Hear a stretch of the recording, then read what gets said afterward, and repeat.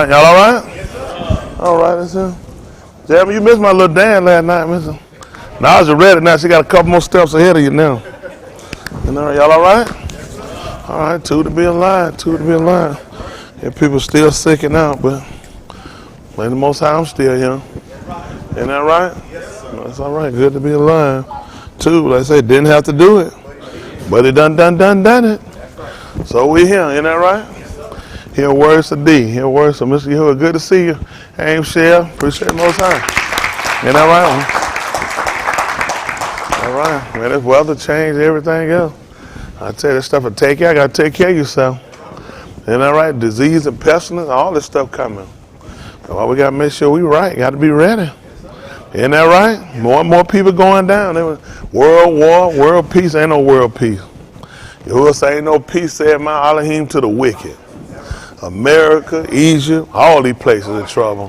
France in trouble. They had their president trying to enjoy a little theater play. Them folks came in and cut the fool, had to get him out of there. It's bad everywhere, isn't that right? They trying to settle Libya. Libya won't be settled. These white people got to pay for what they done. Now all them trying to come together now, trying to figure out how to fix it and trying to negotiate. They were negotiating with the warlord. He blew some more of them folks up, blew up the truck. Man, so while we negotiate, I'm going to keep blowing up. Isn't that right? You know, it's bad, you know, to the sense, I was kind of thinking this morning on my way. I sent y'all guys out the text about the reparations. All the different countries got reparation, from the Chinese to the Jewish, the white Jewish people, all these people. No reparation to us. I mean, we don't want nothing. The truth of the matter, the reason white people hadn't done right by, because we don't want nothing. These people all stood and continued to complain about their situation and rebelled against their oppressor. We're the only people that love our oppressors. We're the only people that serve our oppressors, the only people that pray for our oppressor. You won't ever find any of these Jewish people that come out of concentration camp that claim to been starved and beaten and manipulating their kids or separating their family, say, I'm praying for the Germans. We're the only dumb people that come out and ask and pray for these people. And that's part of our problem. We got to start waiting on the United Nations, other countries, and other so-called good white people to get up and start saying something need to change. We need to demand change. If everybody else, listen, this is our time now. You ain't going to get a better time. But once these white people get enough of our people crippled down and broken, we done. The little people that you'll get up there to try to stand for our embetterment and empowerment, they'll wipe us off the map. It's bad. We'll leave people out there that'll actually stand up for our betterment. It's bad. I'm just telling you, we should have been on the streets. What they doing over there in France, they done blocked off their monuments. They got white people complaining. They came from so far other countries to see it. They said, yeah, don't blame us. They said, blame the leader. They said, had he been doing what he's supposed to do, we wouldn't be out here protesting now. Listen, they refusing to let them in, and it's costing France millions and millions of dollars. The Eiffel Tower, they blocking out every week. They're not getting them a break. That's how you got to affect it. Those people looking at their pension and their welfare. They're looking at, listen, if we're gonna be duped out of our pension, out of our future, then you're not gonna make no money today. That's how you got to listen. Only time white people ever sat down and negotiate with us 2 times, I tell you, violence and economics. If you're not going to violently stand up for your rights and your liberation, then you need to economically affect white people. You got to affect their system, affect their Wall Street. One thing all these countries got in common, I don't care what religion you are, every one of these people use the U.S. dollar. Every one of them. I don't care what God, what being they call themselves, every one of them worship the U.S. dollar. And it's time for our people to start getting up and turn this thing against them. We got to have something better for ourselves. I don't know why y'all don't want them. When I say young, I ain't just talking about in the room. I'm talking about some people. They had us fighting and hating each other for years, and we hadn't progressed yet. We're fighting the kid. What have we progressed? We hadn't achieved anything.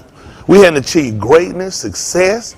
We hadn't created or achieved wealth, self-independence, nothing. You might think you had everything you got, a white man come take it from you. Until we get to a point that another nation can't come and take from us, we ain't nothing. I was thinking about it today. We need a president for the black people. Yeah, that's right. I guarantee that I can't go to China and run for president. They won't even put my name on the ballot. Nope.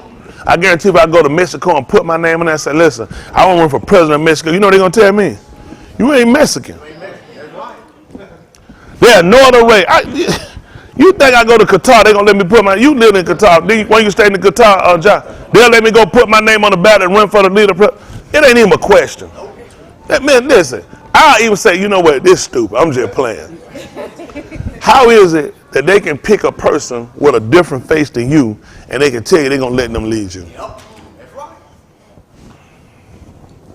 They're like that boy Yang they talking about putting up there. Listen, they ain't finna put nobody up there who can see out of all corners of their eyes. They're not gonna do it because the eye just long and like that. They can't do it. Look at it, you can do like that and you can look all the way around your head. Do it one time, just do your eye like that and then move around. You can see all in the back of your head and come back around. They're not gonna do it because you know they're gonna look at it. They don't look white. That's right. That's right. His skin is lighter than yours. These people not gonna do it. You're the only people that'll let somebody else lead you from another nation. Anybody from another nation not gonna really look out for our welfare. We need our own security. We need our own banks.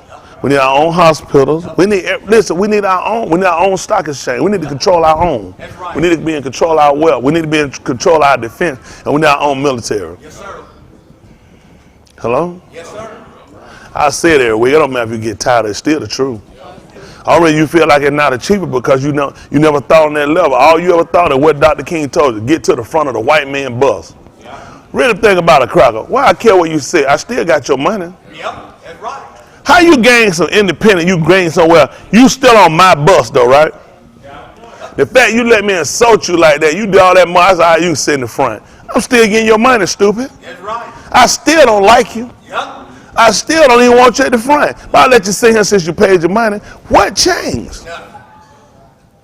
You forced your ways into his school to learn what? You still a dummy. Yeah. Your kids are dummy. That's right. You forced your way into his school, and you're the man that you take a test, get back, put a deal. What it for? You're a dummy. That's right. I ain't want you in here, but since you can't, here you go, you dummy.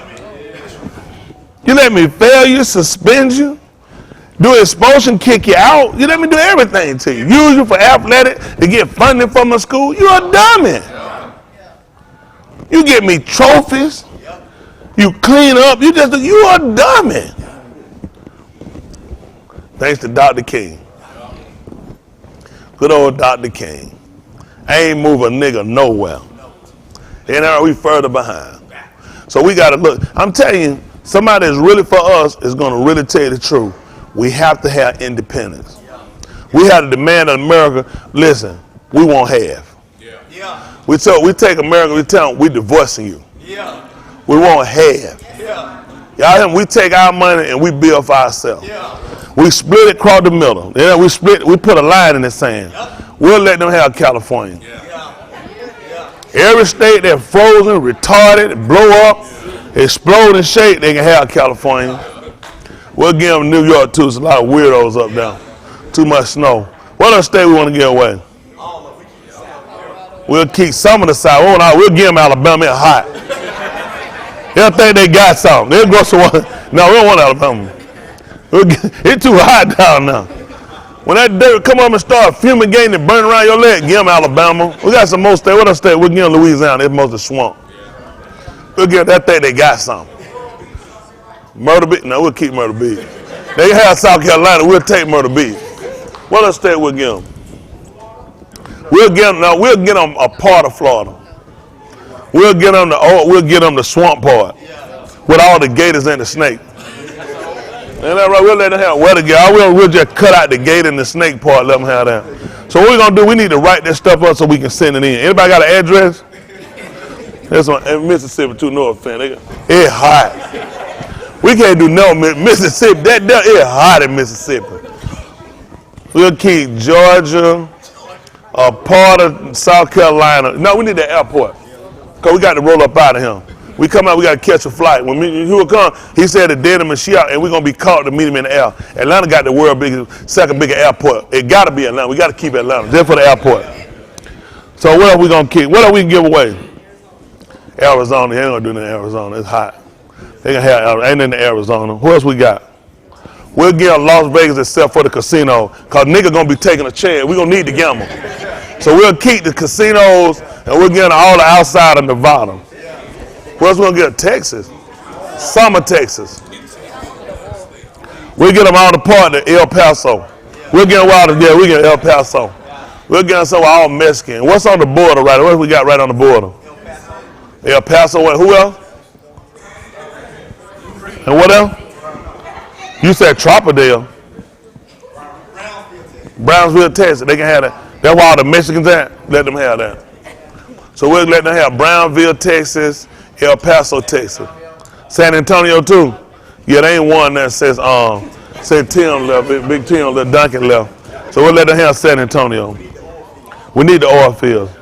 So we'll keep Austin. It ain't nothing in Austin. George Bush. We're gonna keep George Bush. We're gonna need that stupid white boy. Austin, Texas. Austin, Texas. We'll keep Austin, Texas. Yeah, we're gonna need George Bush. Who else? What other state we gonna give away? Oklahoma. Ain't nothing in Oklahoma. Oklahoma, Utah. Ain't nothing in Utah. Utah hate niggas anyway. Ain't nothing but a bunch of Mormons. Who else? Colorado. Except for the weed. We'll keep the legal weed. So we need to write that. We'll keep in case something get in our eyes. You know what I'm saying? We'll get glaucoma. So we don't keep the part with the legal weed of Colorado. Who else we got with keep? Keep it or get away? We don't get away. You just jumped out without nobody. Yeah, he looked too excited. He looked Tennessee like that day. Hey, why don't we keep Tennessee? He worry about, man, all them projects, those niggas killing each other. Let Memphis go. We don't need no more killing.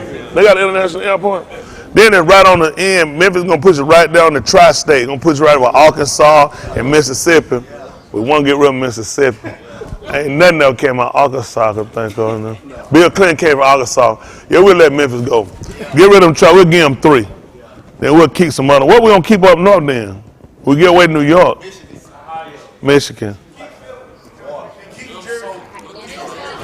Hold on for a minute. Are you from Jersey? Well, we want Jersey. You trying to be partial because you were born there? We ain't trying to keep nothing you were born. We trying to say if it's going to be beneficial. The Garden State. What y'all do with Trenton? Trenton, New Jersey. Still it rough. We'll get by. We already in the South. They can have New Jersey too. They got eggplant. I definitely don't want it now. I'm glad. I appreciate that. I definitely don't want the eggplant capital. How many of y'all know that make you really thinking, man, we need New Jersey? Niggas don't even eat eggplant. We eat eggs from chicken. I said that big old purple thing, eggplant. Never nothing attract me, said try it. So that's what we gotta do. We gotta start marking out what states we'll keep. Pennsylvania, I don't know. Project where the strawberry grow. Yeah. Then the rest of it, we'll just cut it out. Some stuff you gotta cut out. Like sometimes if a fly land on your food, you just cut that little piece out and throw it. If I gotta pay the arterial and a fly land on the arterial, I'm not throwing out the arterial no trash. I'm gonna take that arterial and rip that meat. Like if he still here, I'm gonna get all that around now. I'm not finna do that with no plate of arterial. Who finna throw a $2 plate of arterial and he didn't land in one spot? You can't be crazy unless you got another $20. Man, that gas money, that right. So we'll get it all picked out and figure who all we're gonna get ready and throw it, and then we'll try to report. Washington State ain't nothing but a bunch of rain. Tall trees and rain, weirdos. No, that's where what are your mass serial killer, mass murderers? Hold on for a minute. Where you were born at? DeVan, where you were born at? You were in North Carolina.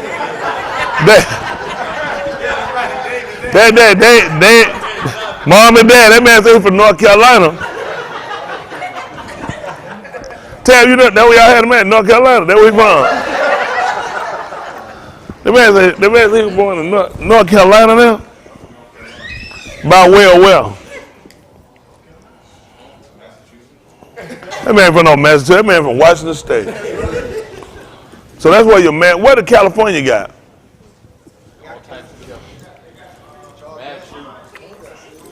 They got serial killers, and Washington State got the mass murderers. Weirdo. Oh, they got who?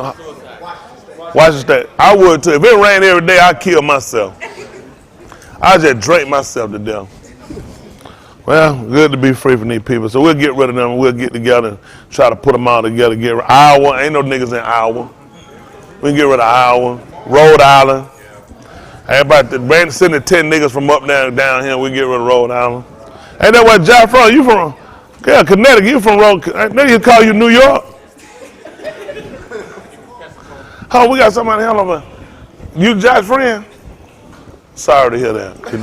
Yeah, we just saw that. So how do you know him from when he was in New York?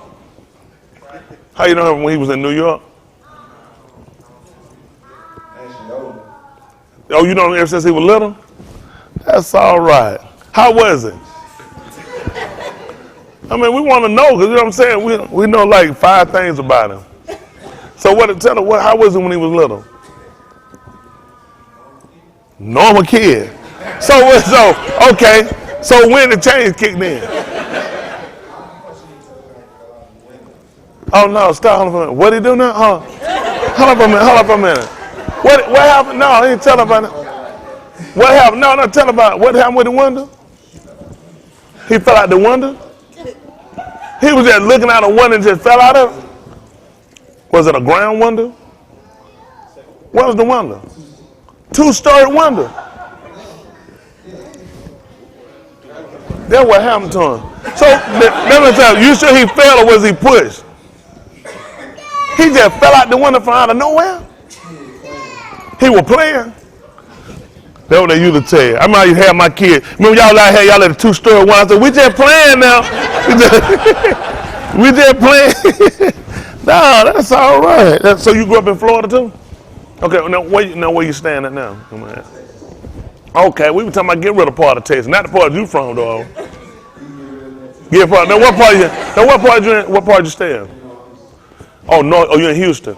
So they got North Houston, South Houston. You from Houston, right, Dan? Yeah, I'm from Houston. Okay, what part of Houston? Yeah, they can get rid of that. Oh, it's Woodland. Oh, it's the Woodland.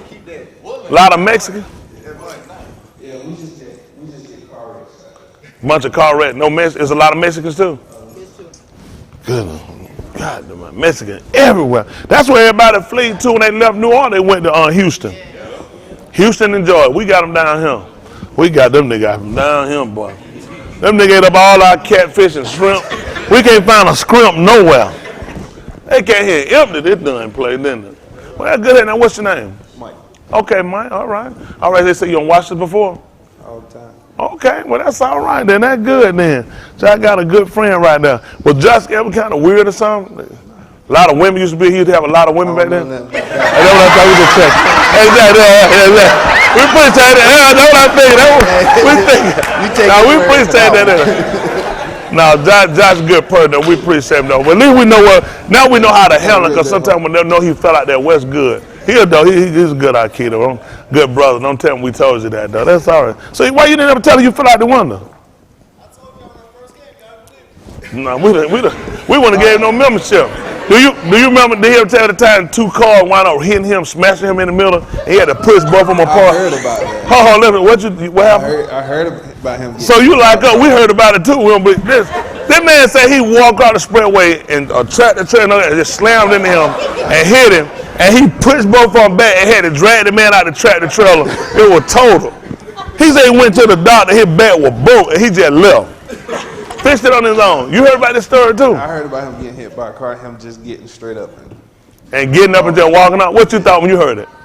The same way you thought about it. Is that what I like you. Yeah, I like him.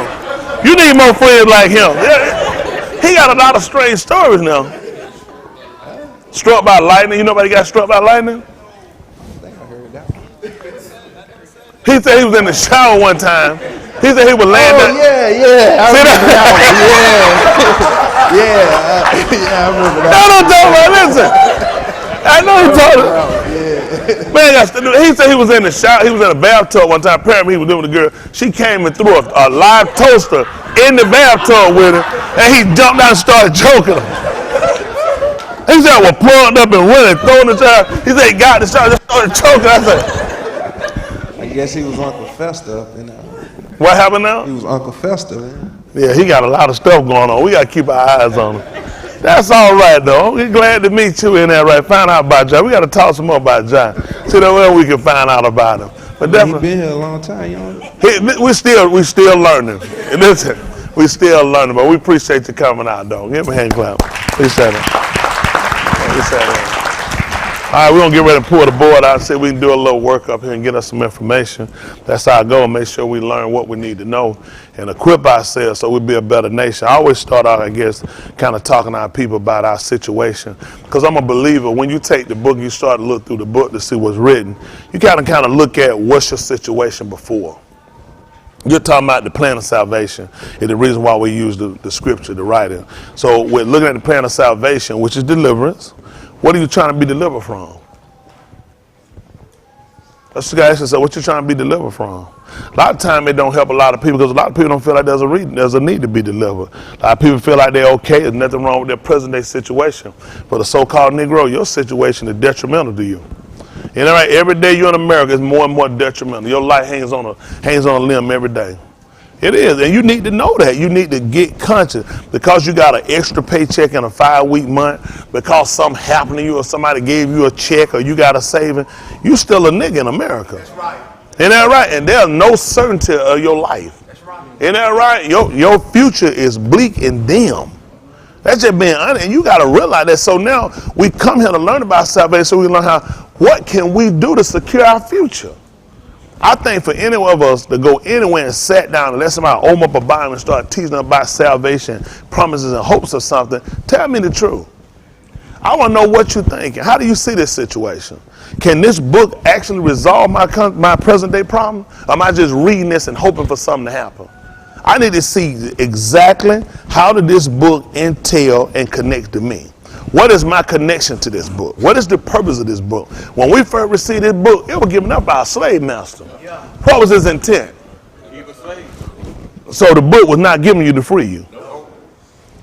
So now I got to look at the Christian religion. I got to look at everybody that come along and give me this book. They tell me to stand down and don't fight, don't resist, just trust. Is that the same premise that they live in? The white man that gave me all of the rules and rituals with this book, he himself never obeyed it. So I got to look and ask myself, what was his intent? Exactly where you at today, that you go nowhere. How did you escape and go right in America? The mere fact that people thought in America that they would leave one part and go to the other part and they would be free. Right.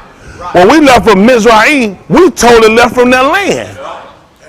When Mr. Yahuwah said that he sent Mushah, who they call Moses, down to deliver us, he didn't take us to no other part of Mizraim they call Egypt. No, sir. He completely removed us away from it. That's right.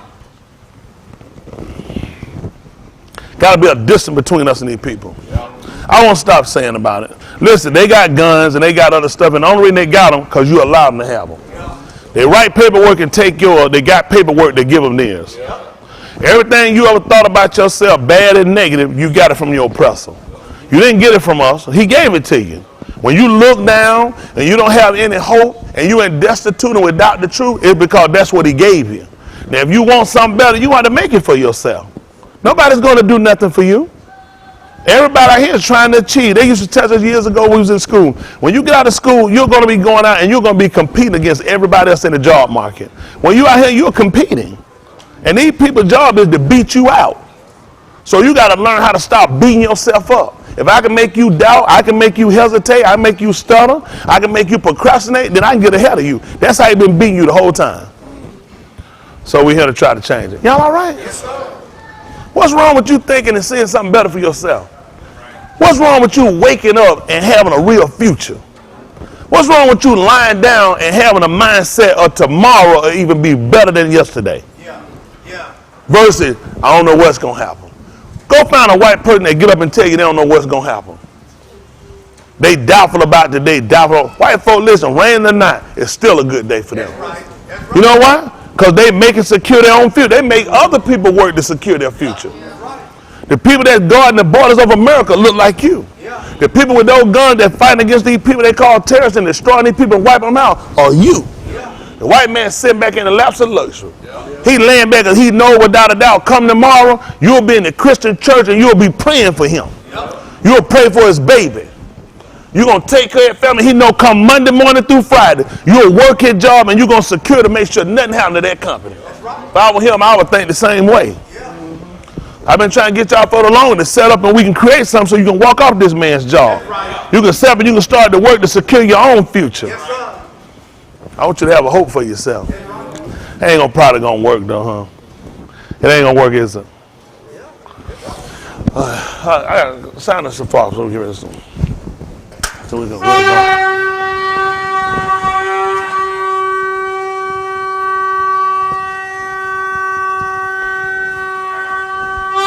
All right. What time is it, time? Eternal Kudash Abba, in the Shem of Yahushua HaMashiach Hadu. All the Tudah, which is the thanks and the thanksgiving, and the Hadu, which is the things belonging to Yahushua HaMashiach, your being, of whom you anointed and made to be our Yasha, which is our Savior. Ask you to be our protector and to regulate our lives, which is our minds. Ask you to fill our lives with a heart, which is our hearts. Asking you to grant us an understanding this yom.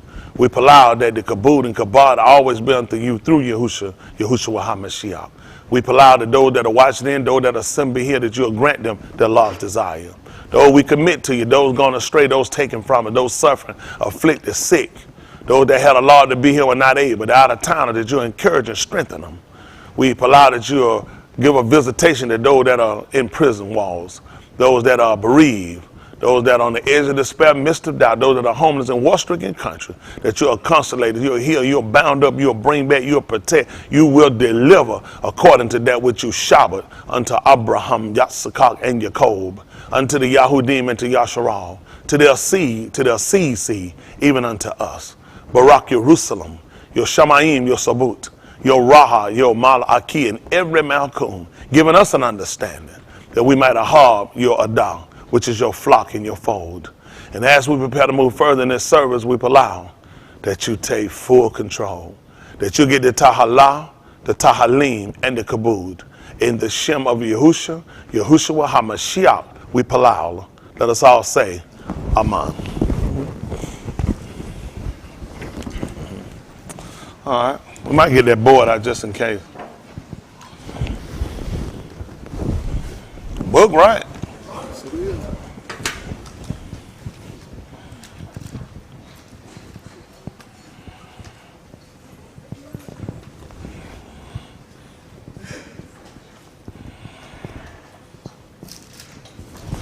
Let me see something.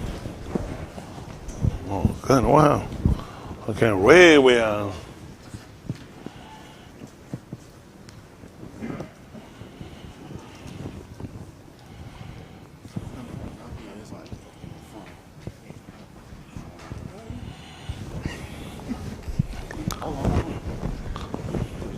While you tear that thing down, Sarah said you're going to be cut off.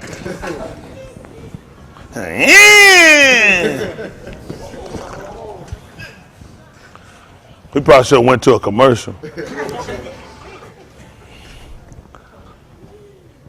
I got it. Ready? Mm-hmm.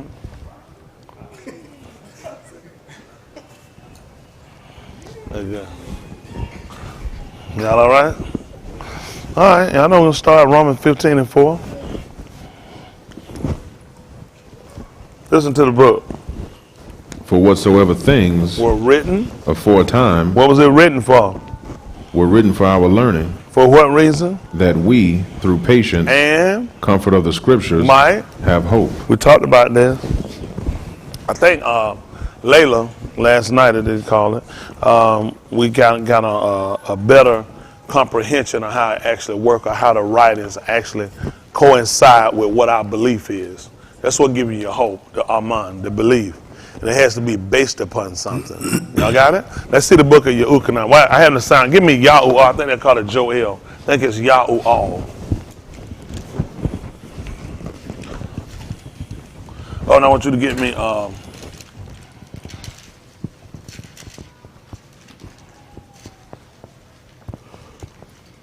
Yehukanan 7:37. They call it St. John. Anything to make a white person look like they're honest.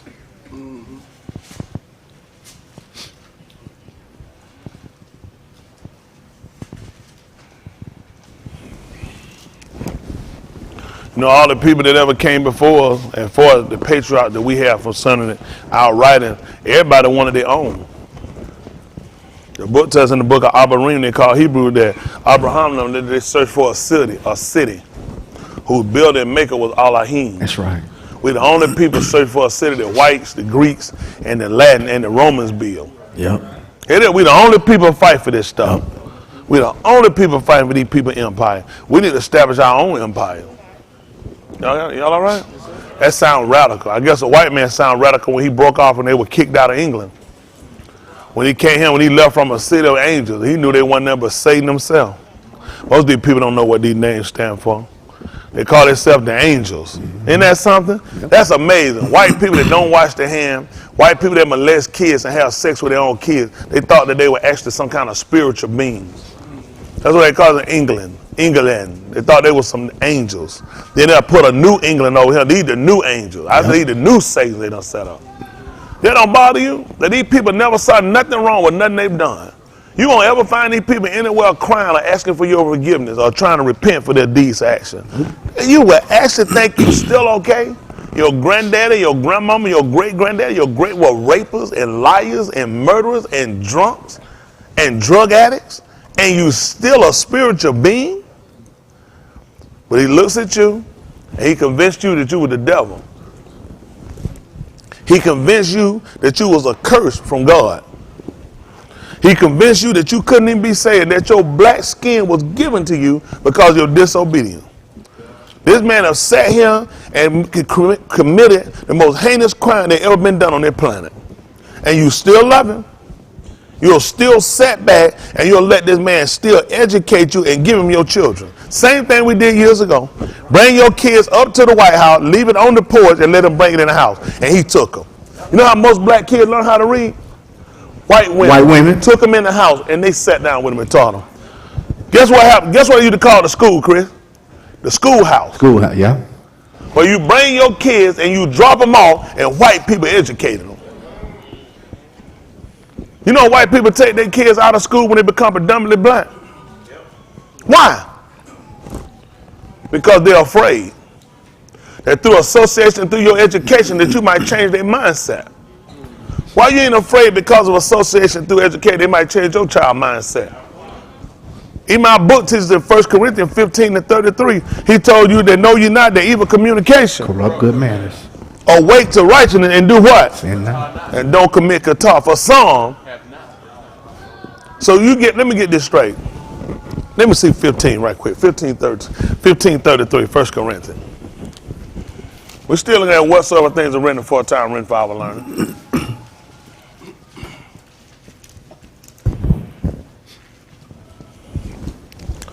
Let's see what this says.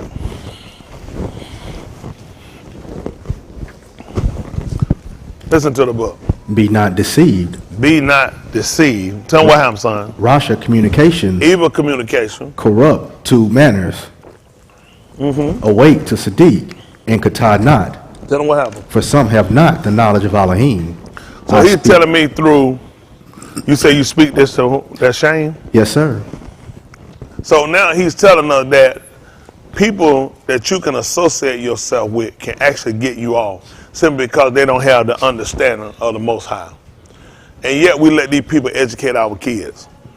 If it's that dangerous when it comes down to what they'll call your spirituality, that it can get you off associating yourself with people that don't have the understanding of the writings. This is what he's talking about. He's talking about people that don't believe in the resurrection of the moot, or they'll call of the dead. He said that this is bad, evil, corrupt communication. You even associating with these people, and he told you that these things will corrupt your behaviors.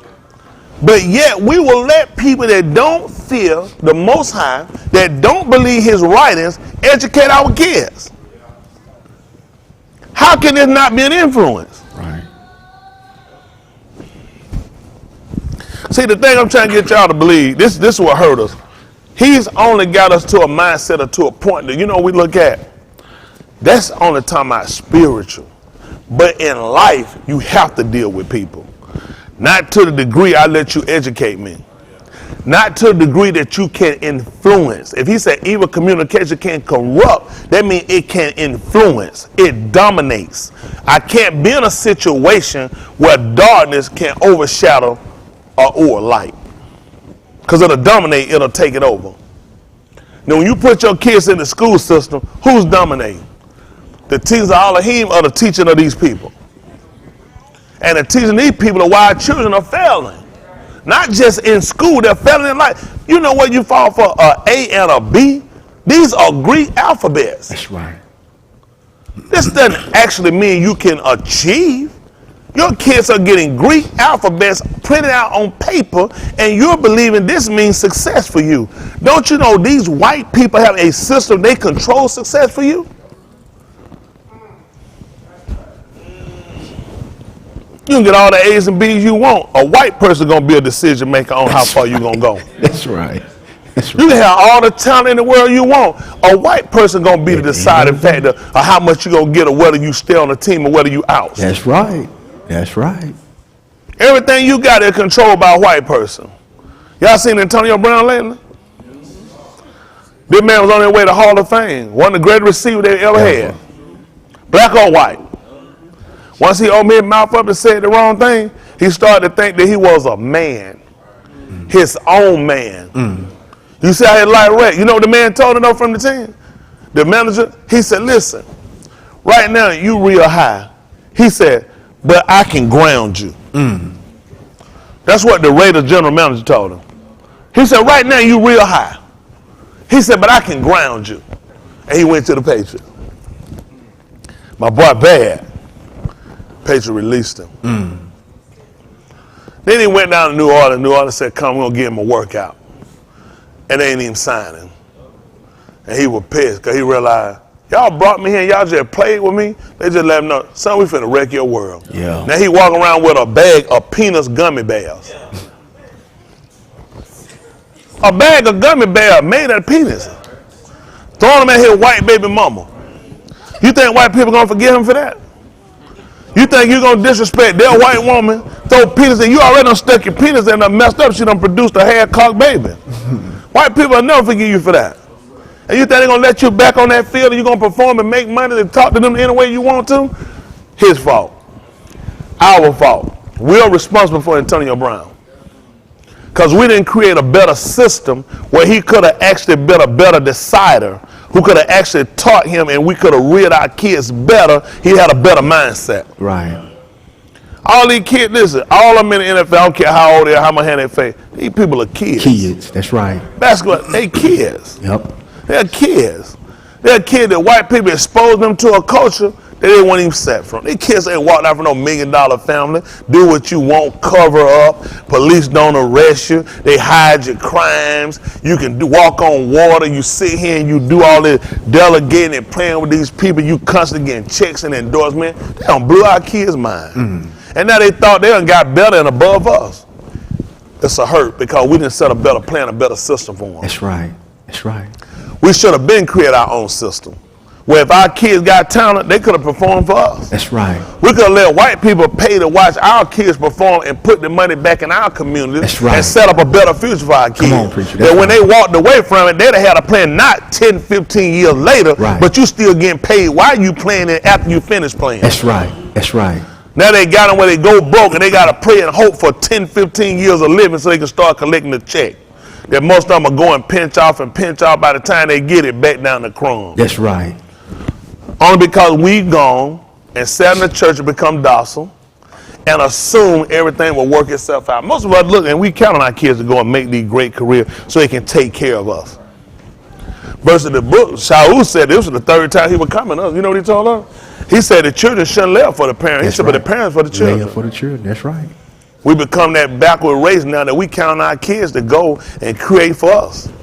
And the book said that Shaul said he wouldn't have it done. He said, I ought to be laying up for you. Hello? Who was Yahushua laying up? What did we lay up for him? He laid up for us. That's right. He looked at we were hit Benin. He came made provision for us. What did Yasakar lay up for Abraham? Nothing. Abraham laid up for Yasakar. That's right. See, they took it away from him. White people now, they set up for their kids to do it. We backwards. I'm just praying and hoping they make it so I can stop working, so they can help me out. So that you're backwards. That's right. We became a backwards nation. That's right. Because we done mixed in with these people. That's what I'm trying to tell you. I'll keep saying it over and over. Nothing's going to work for us but complete separation from these people. That's right. We have to have complete separation. We have to have ownership and control of our destiny. Nothing else will work. Anything we got to wait on November the 8th, November the 6th, for these people to cast the vote and tell her who's going to control her for another 4 years. That's slavery. Well, they hand you off from plantation to plantation. That's right. They're white people. Listen, none of these people they put in going to decide their factor when it come down to it. These white people got the power and control. Listen, when they don't like Trump rules, Obama rules, or Bush rules, or Bush 1 rules, or Reagan rules, you know what they do? They establish their business and take it overseas. Come on. That's right. That's right. White people do international business. Nigga do business in their neighborhood. Go see them. Go see where the average crack dealer sell dope at. Not Beverly Hills. Nope. Not Wilshire Boulevard. Nope. They selling the project to their own people. That's right. They rape and denigrate their own neighborhood. White pharmacists, white people, they take your money. Yep. That's right. White people take your money and they influx it right back into their neighborhoods. Nigga, take your money, use a black face to sell you dope, steal your car, do everything they do, and take that money and spend it right in the white neighborhood. Yep. That's right. That's how bad off you are. The problem is for us, we never really had a real diagnosis of how bad the problem is with us. We hadn't had a real examination. You know, you got some place somewhere they can go. They got a little place you can go to, like go to CVS, one of them. You can sit down and sit and it'll take your blood pressure. But they ain't gonna take your temperature. They ain't gonna draw no blood. And he'll get up from that little machine and say, I ain't doing too bad to keep going. Because he'll feel like because that little machine gave him that little quick that they tell you, now this is not really accurate. But it's just enough to make you think you're okay that you'll keep going and bypassing a real examination. We can't afford not to take a real examination. We cannot afford to sit down and have somebody shove this book in our face and not deal with what's absolute truth for us. Absolute truth, you're living in it. Now we got to find something that measure up to give us a real direction that can fix the psychosis these people are giving us. That's what I said. If I was y'all, I wouldn't follow me. Too demanding, want too much. I want you to be a free thinker. I want you to have the mind to sit here and free think. When I show you something and you see something, you hear something, I want you to examine it for yourself. That's why I ask you, how do you see it?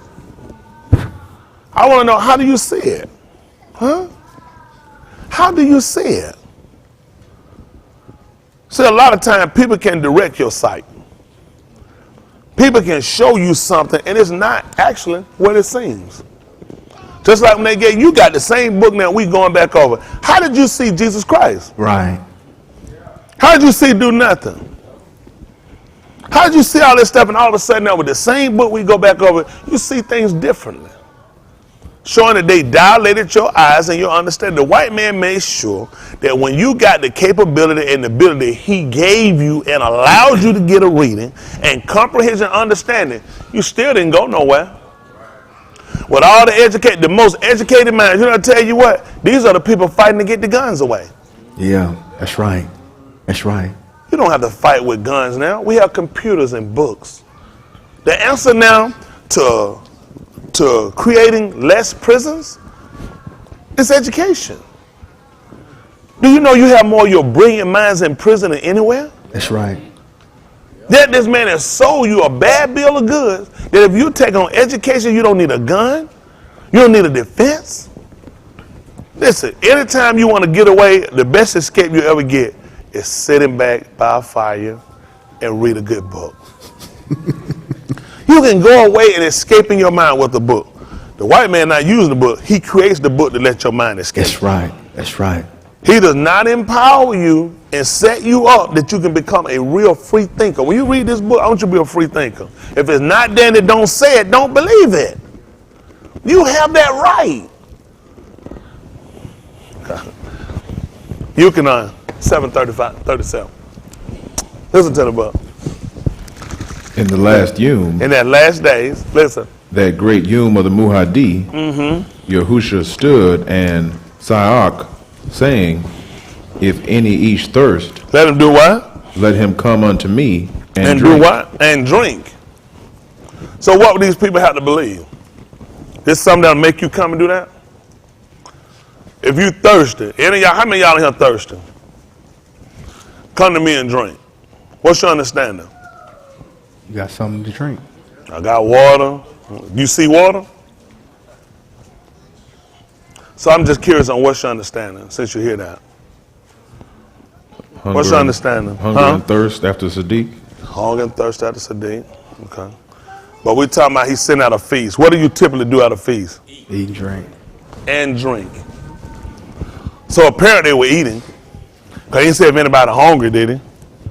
He said if any man thirst, let him come unto me. And do what? And drink. Uh-huh. He that aman on me, He that believe on me, as they'll use believe at the TH for continuation. Because believe singly, I could believe something. I believe you black. Ask me what I believe about him.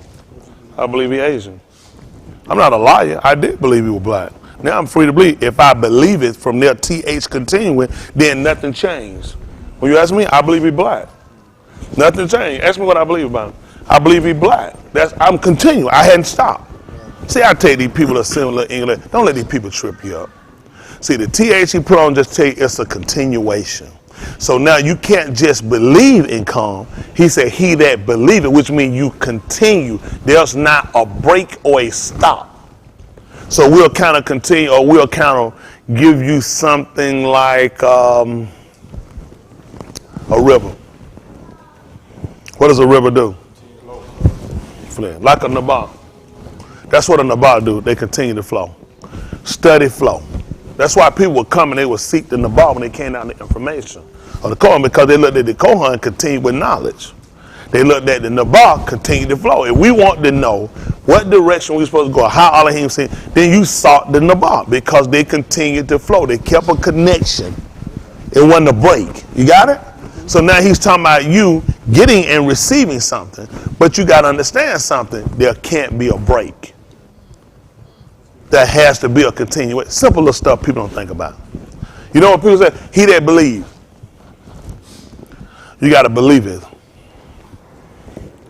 15:16. What I want? Mark. 16:15. Mark.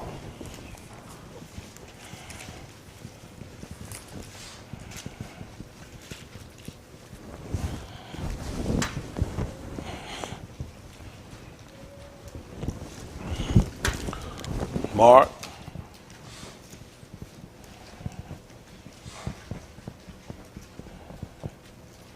Sixteen, 15. Listen to the book. And he said unto them, What did it say? go ye into the Arats, and preach the debar to every creature. To who? Every creature. Tell them what happened. He that aman and is He immersed, that believeth. and is immersed, They said believe or believeth. believeth, And what happened? and is immersed, shall be saved. See, that shall mean coming to pass. With the continuation. With the continuation. It's got to be a continuation. Hello? You don't believe it got to be a continuation? 8:30. What I want. You can, boy, y'all guys sounding alert. That's what I like. Y'all, we thinking alike now. So I don't want you just buying into what I said, because let's be honest. We all bought into the hype of what other people said. They were skilled too. Skilled enough to just lead you to make you say, you know what, that's exactly. Now how do we come and we unraveling all the other belief we had? He told us, he said the bed gonna get shorter. And the covering narrow. They can't wrap themselves up in this stuff, and they can't cover it up no more. That's right. Listen to the book. as he spake these dabarim, Tell them what it's happened. many aman on him Believe it? believed. No TH. No th. No TA. Many believe. This is what he told them. Then said Yahusha to those Yahudim which believed on him, Which believeth? which believed Believe. on him, What you got to do? if ye continue in my debar, then are ye my Mathetes indeed. If he'd have used believeth, he wouldn't have had to tell them to continue. That's right. But since we're only talking about believe, it don't take that long. That's right. It don't take that long. I prove out whatever statement I make with the help of Mr. Yahuwah. You see the difference in writing? You didn't see believe it. But I told you believe it, because that's what he just told them. They had to continue, which means there couldn't be a break. That's right. There had to be a consistency. Y'all got it? Yes, See, that's sir. what a lot of times people don't get. You know, this is the thing right here. The importance that we have to grasp after you realize your detriment, your situation, is now what do you have to do to get out of it? And you got to have a clear depiction and understanding in order for it to happen.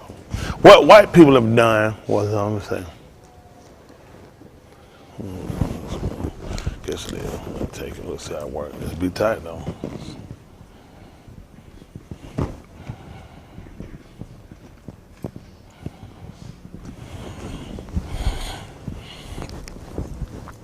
Surreptitious.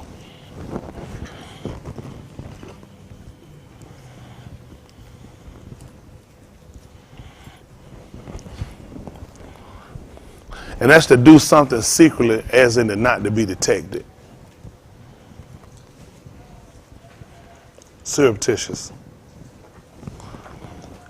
It's to do something secretly as to not to be detected. You ain't gonna believe why. Because it wouldn't be approved of. It's Latin. Most of your language that you have, and you Greek, is Latin. Y'all familiar with airplanes? Mm-hmm. What different types? Tell them again, Canada. Stealth. A stealth fighter. That's right. Undetected. To be undetected. That's the purpose of it. To be undetected. And that's what these people have done. They just flew into your neighborhoods. They've flown into your education system. They've flown into your religious satire that you have. They come in, ain't even realize these people done made a fool out of you. And you never even detected it. Because they knew if you knew, you wouldn't approve of it. When you found out about the Tuskegee experiment, when they were getting ready, when they roll your sleeve up, why not? That's surreptitious. Who would approve of it? Let me come on, let me give you I didn't give you a shot, give you gonorrhea. Look at the man back there. Look how stupid he is. What'd you say? Now, had I not told him about it, and told him, what if I could give you something that can help your pains you have and that can cure it? You'd be there you go. That's the gonorrhea.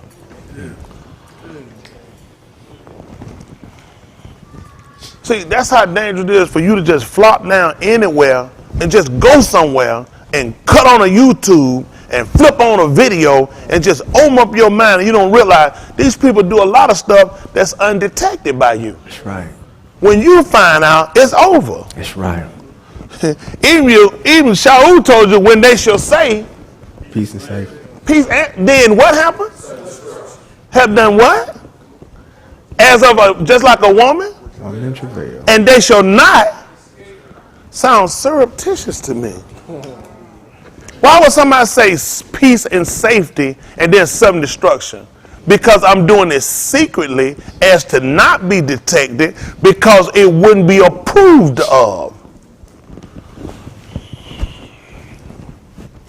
Don't let anyone sit down and open up. I wouldn't dare let nobody sit and open this book and just start teaching me. That's right. Wouldn't make sense. That's First right. of all, what's our present day state? That's right. We better than we ever been. Close that book up. Close it. You already from the start, I know it's gonna be bad. That's just being honest. The book came to a people that were in an oppressive state. Why would you be in a better? It wouldn't make sense. Nobody in a better state would even receive it. It can't identify the situation we were in. The people he came to were people that were looking for better. Aren't you looking for better? Then the book is to you. Then recognize what is your estate, even with your children. You have all of the similarities of the people whose children were murdered, whose children were experiments, whose children were in abortion. You know, from the time of 1978 to 2003, you aborted over 33 million children, 13 million children. Who gave you that? Who gave you that mentality? We got abortions and killing babies from our captives. This wasn't nothing that we came up with. This was something they gave us. That's right.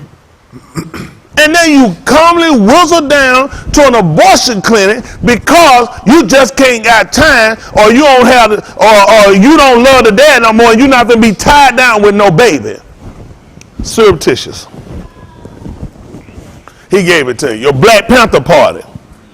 I used to like them niggas. I thought them niggas were working for us. Makes sense about the programs. Never did know that the NFL were giving them funding. The same NFL that don't like niggas now were giving funding to the Black Panther Party. That the Black Panther Party actually helped fought to get the Roe versus Wade on the book through the Supreme Courts, legalizing abortion, that they were actually in projects convincing single moms that, hey, this might not be good for you bringing another baby in here. And you're a single parent. And these niggas marching and stomping with jackets and hats and glasses on, telling me about crackers? This should bother you. This should bother you. I told you, every hero you got, white man gave him to you. That's right. You can't pick one. Every one I named to him, let your woman die, a girl. That one mine, he gave him to me. That's right. Wonder Woman. What kind of other woman you gonna wonder about but a white woman? When that's all you see. I'm wondering what she gonna do next. I'm wondering when her bra gonna fall. Wonder Woman. You were never even in the equation. Nope. This is how bad your state is. You know how many groups are still pushing for this party and still advocating the Panthers and not even realize that the Panthers was a hurt to us? One of the greatest leaders in politics right now in Chicago. Yeah. Bobby Rush. And he'll sell out. That's right. That's what they say. But you had black women convincing black women to kill their babies. Right. While we gave my kids and said they were going to teach our boys how to militarily march. Like the white man would teach them how to march. In their military. Right. Teach them to be soldiers.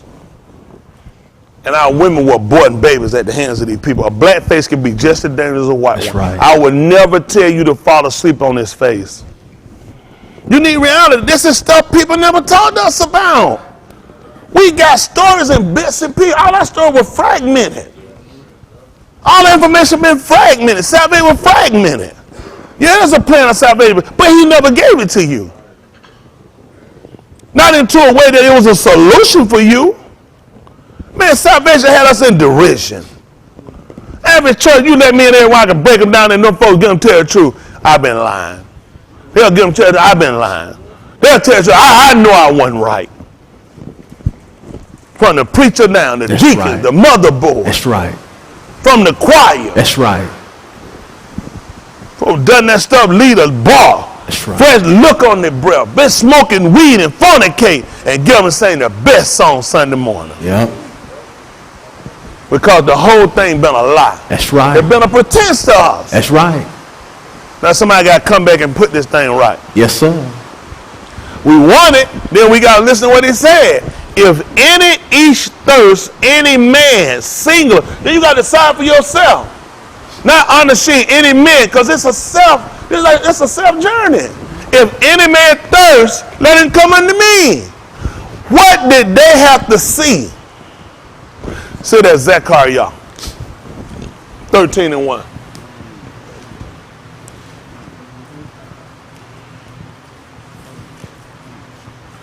They call it Zechariah.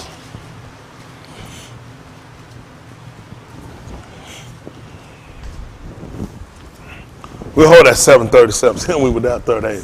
What's how that work out? I don't have no cue card, no notes wrote up or nothing else out there. I just put it on, put the collar on me, Mr. Hood. We walked the dog. That's right. Listen to the book. In that Yun, In that what? What's going to happen? there shall be a fountain. A what? A fountain. How many of y'all went to school? What do you to call that thing you walk down the hall and you can just press the button again? Water fountain. Huh? Maybe they call it a water fountain. Huh?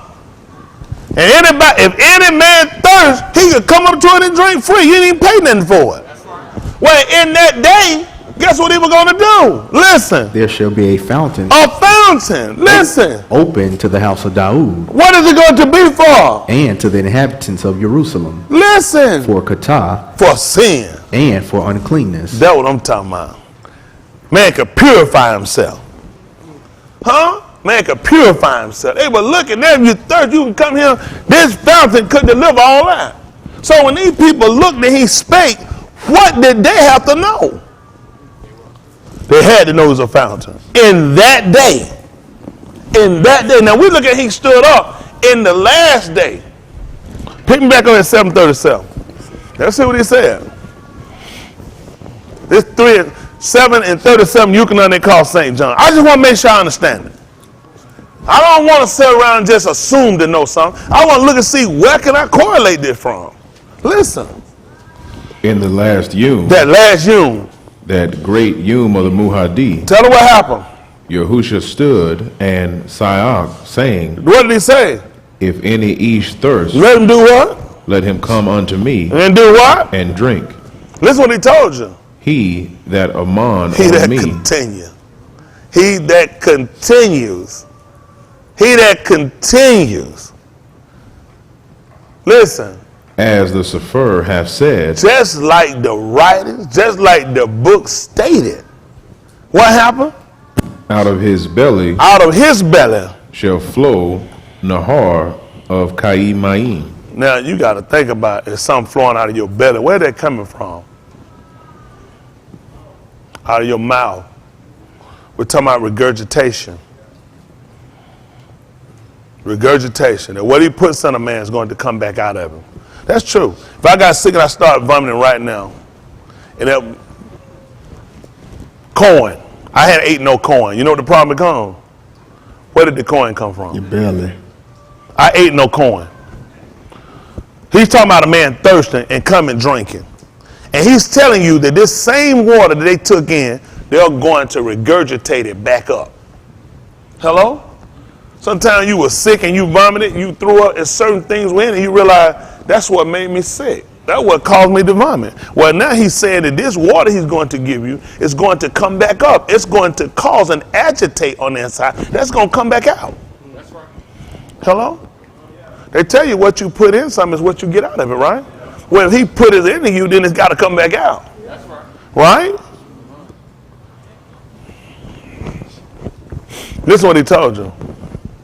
But this spake he of the Ruach, So he wasn't literally talking about the water. He was talking about the Ruach, the spirit that they'll call it. Tell them what happened. which they that amon on him That no TH on this, or is it TH? believe, Believe. on him should receive. What was the problem? For the Ruach HaKodash was not yet given, Because, that Yahusha was not yet kabud. that's what he said. That's what he just said. At the 12th chapter of the book of Zechariah. Same book.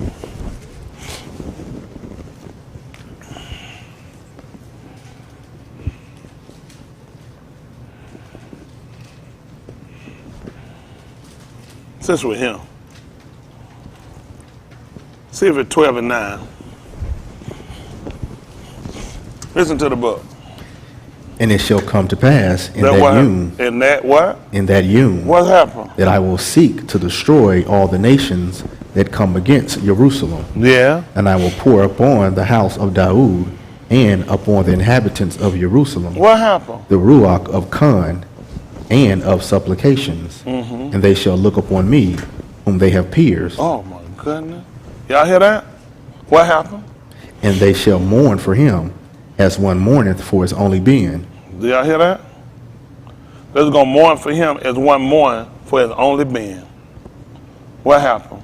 And shall be in bitterness for him, And shall be in bitterness for him. as one that is in bitterness for his firstborn. Mm-hmm. In that yom shall there be a great mourning in Jerusalem, Yeah. as the mourning of Hadarimmon in the valley of Megiddo. Yeah. And the land shall mourn, every mishpachah apart, the mishpachah of the house of Daud apart, and their Ashah apart, the mishpachah of the house of Nathan apart, and their Ashah apart, the mishpachah of the house of Lui apart, and their Ashah apart, the mishpachah of Shimei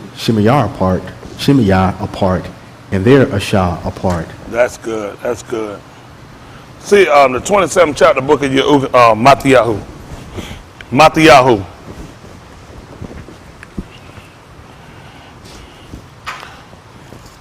$27.40. Oh, don't give me your Ukanah 19:28.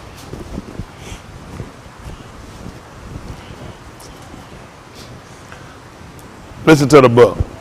And saying, Thou that destroyest the Mashakhan and buildest it in 3 yamim, save thyself. If thou be the Ben of Elohim, come down from the toot.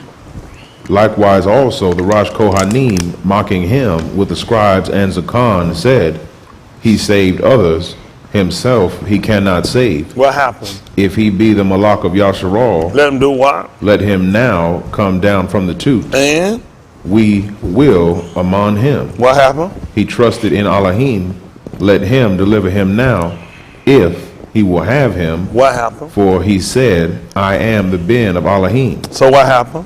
The thieves also, which were crucified with him, cast the same in his teeth. Now, from the 6th hour, there was Kashak over all the Beth unto the 9th hour. I'll come back and teach y'all something. All right.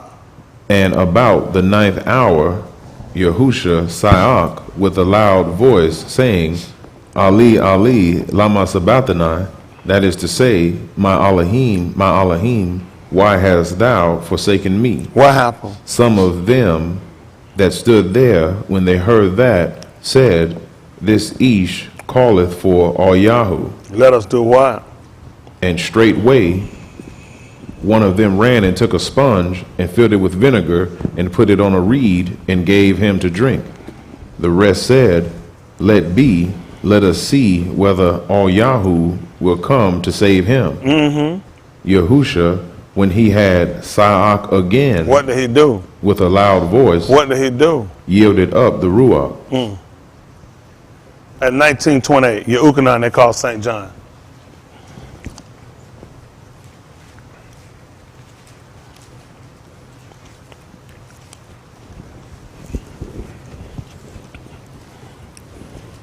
'27, 1927.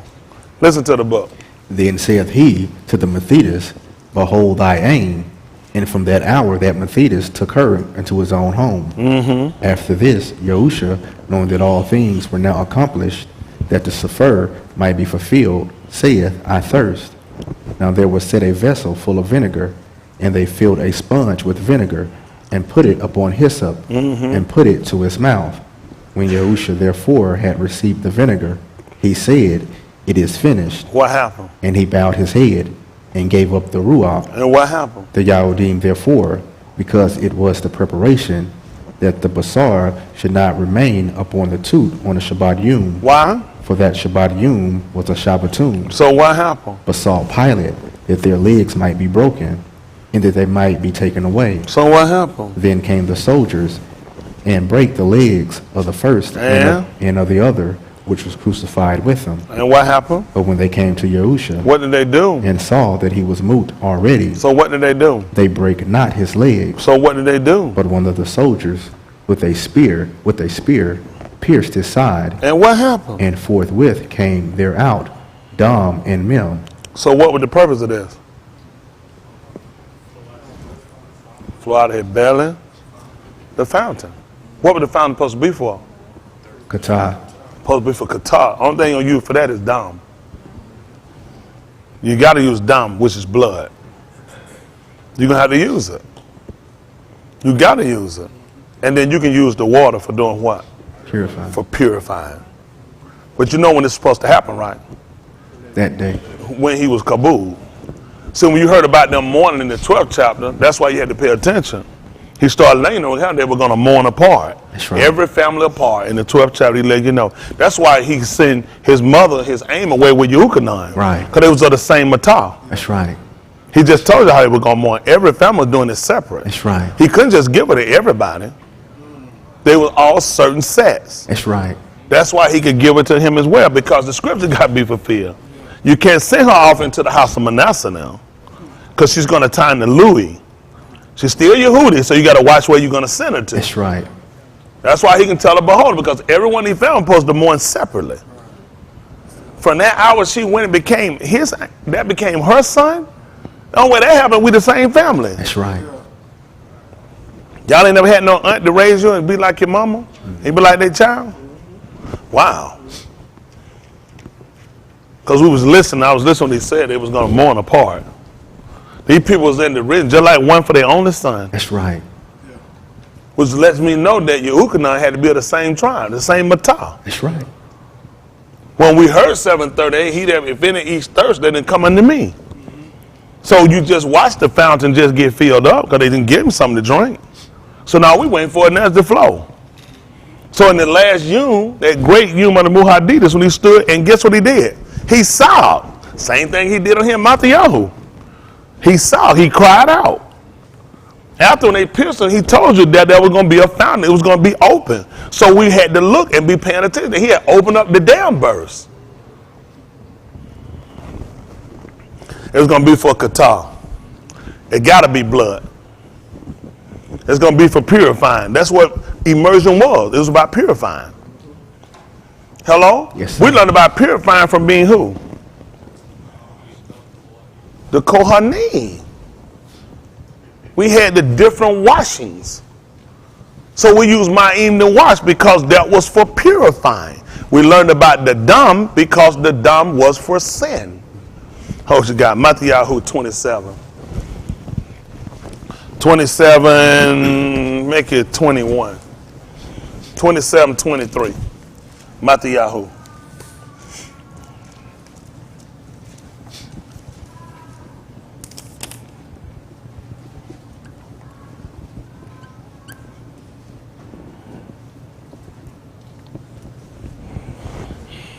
Listen. And the governor said, Why? What rasha hath he done? But they sighed out the more, saying, Let him be crucified. When Pilate saw that he could prevail nothing, But rather, a tumult was made.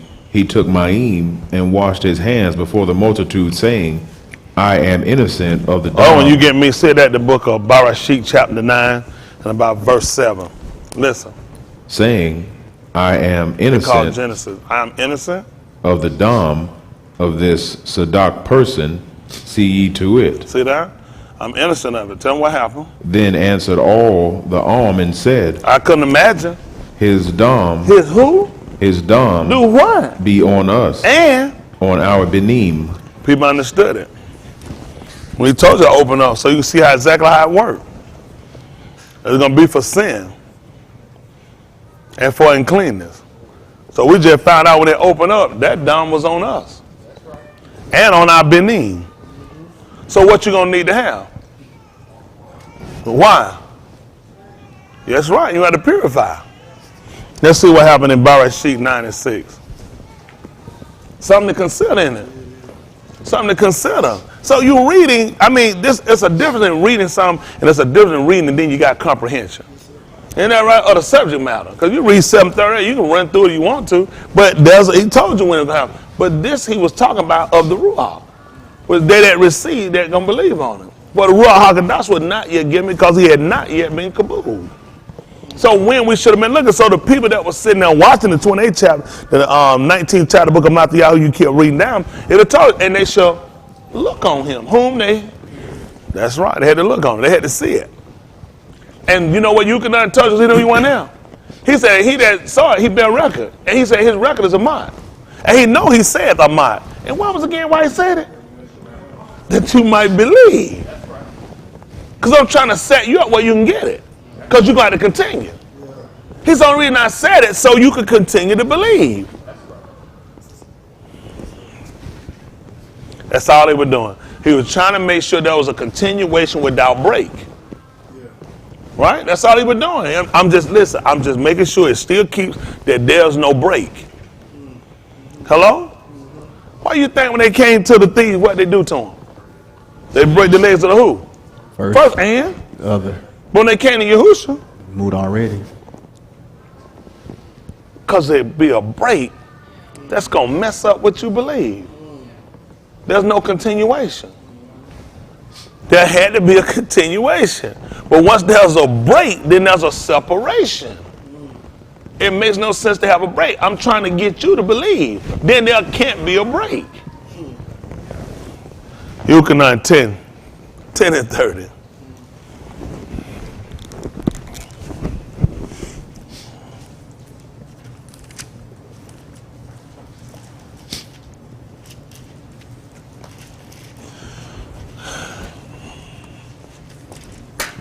We kind of just jumped off on this. Maybe who will not teach us something.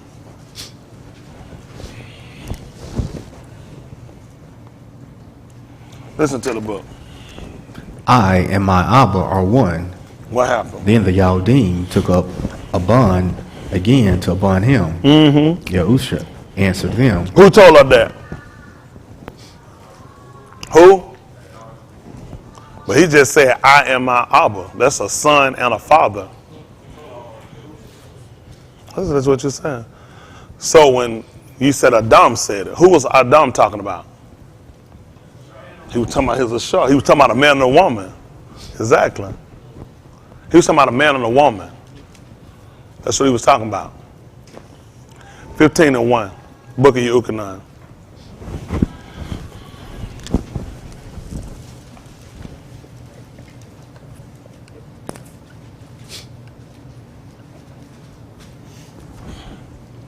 Listen to the book. I am the Amat vine. You the who now? Amat vine. What happened? And my Abba is the husbandman. And what he saying 10 and 30? I and my Abba are one. Who you said that? I just couldn't let him be wrong. Because he was talking about a son. He was talking about a father. But Adam was talking about a husband and a wife.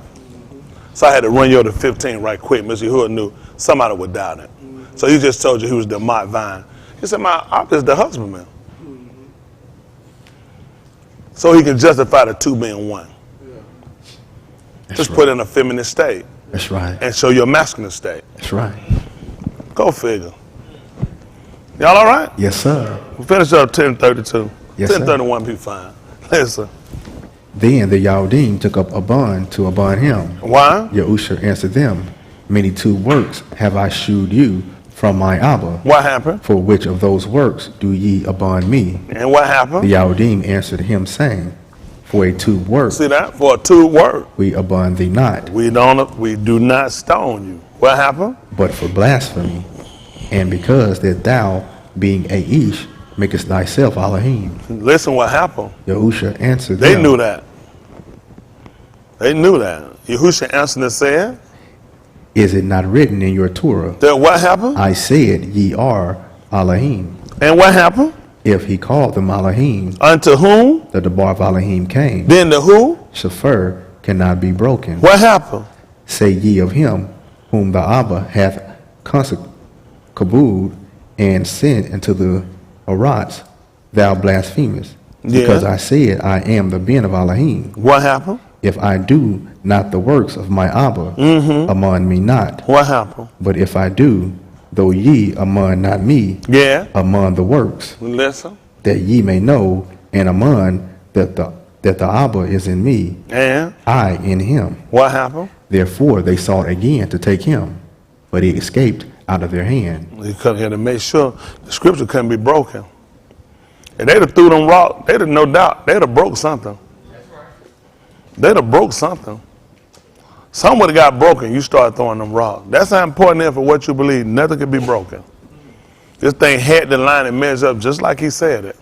And you know, amazing with that, you might look at him getting away, but your book told you about that. At the book of 1 Corinthians chapter 10, verse 12. Let's see who else I had to go there because somebody is trying to outthink me.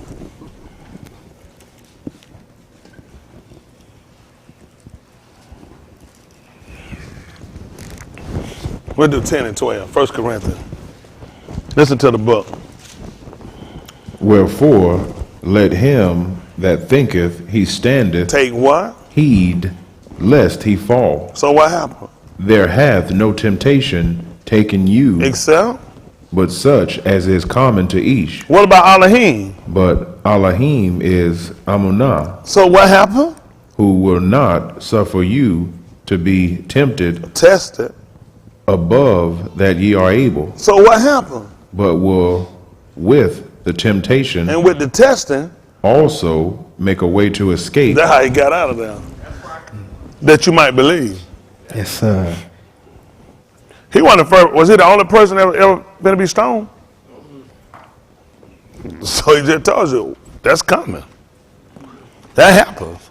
But Elohim was Amunah. And with that testing, that's how he let me escape. That's right. Because if anything got broken, that make a difference on you believing. That's right. Hello? That'll put a break in what you believe. That's how important Elohim set this up to happen the way it was. Because you got to know that you can get to a point that it looks almost unbearable, that you couldn't escape, can't get away, and he show you, I make a way. The scripture is not going to be broken. Hello?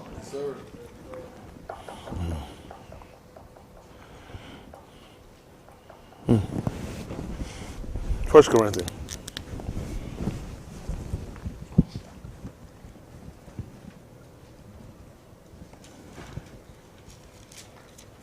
See 3 and 9. I think my speech is counting them all.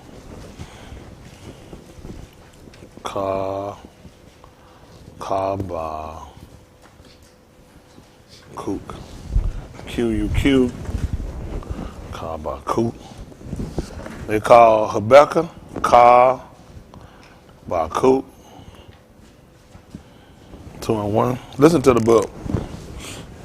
for we are laborers together with Elohim.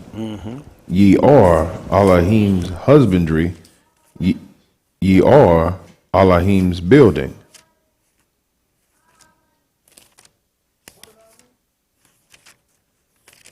For we are laborers together with Elohim, ye are Elohim's husbandry.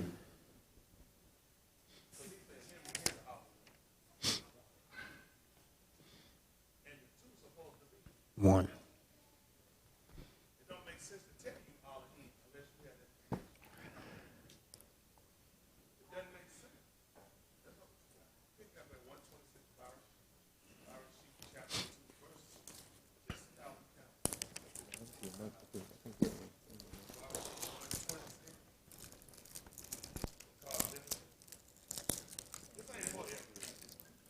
Preacher, Mike.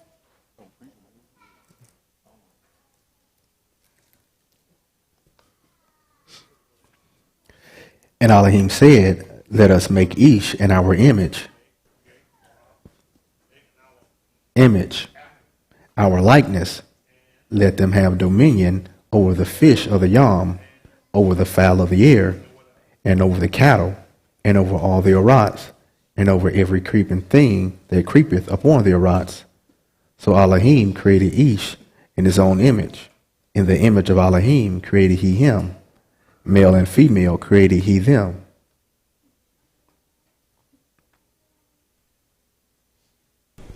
Two, 6. Yes, sir. 2 and 6. Brother Sheep. Y'all got what he did? His own image. Let us make. After. Let him have. Listen. But there went up a mist from the Arats, and watered the whole Pani of the Adumah. And what happened? And Yahuwah Elohim formed Ish of the dust of the So- Adumah, and breathed into his nostrils the breath of Kai, and Ish became a Kai Nafash. Wow. And Yahuwah Elohim planted a Gan eastward in Adon, And there he put the Ish, whom he had formed. And what did he do? And out of the Adamah And out of the ground, made Yahuwah Elohim to grow every ox that is pleasant to the sight, and tube for food, the ox of Kai also, in the midst of the Gon, and the ox of knowledge of Tube and Rasha. that's good. That's it.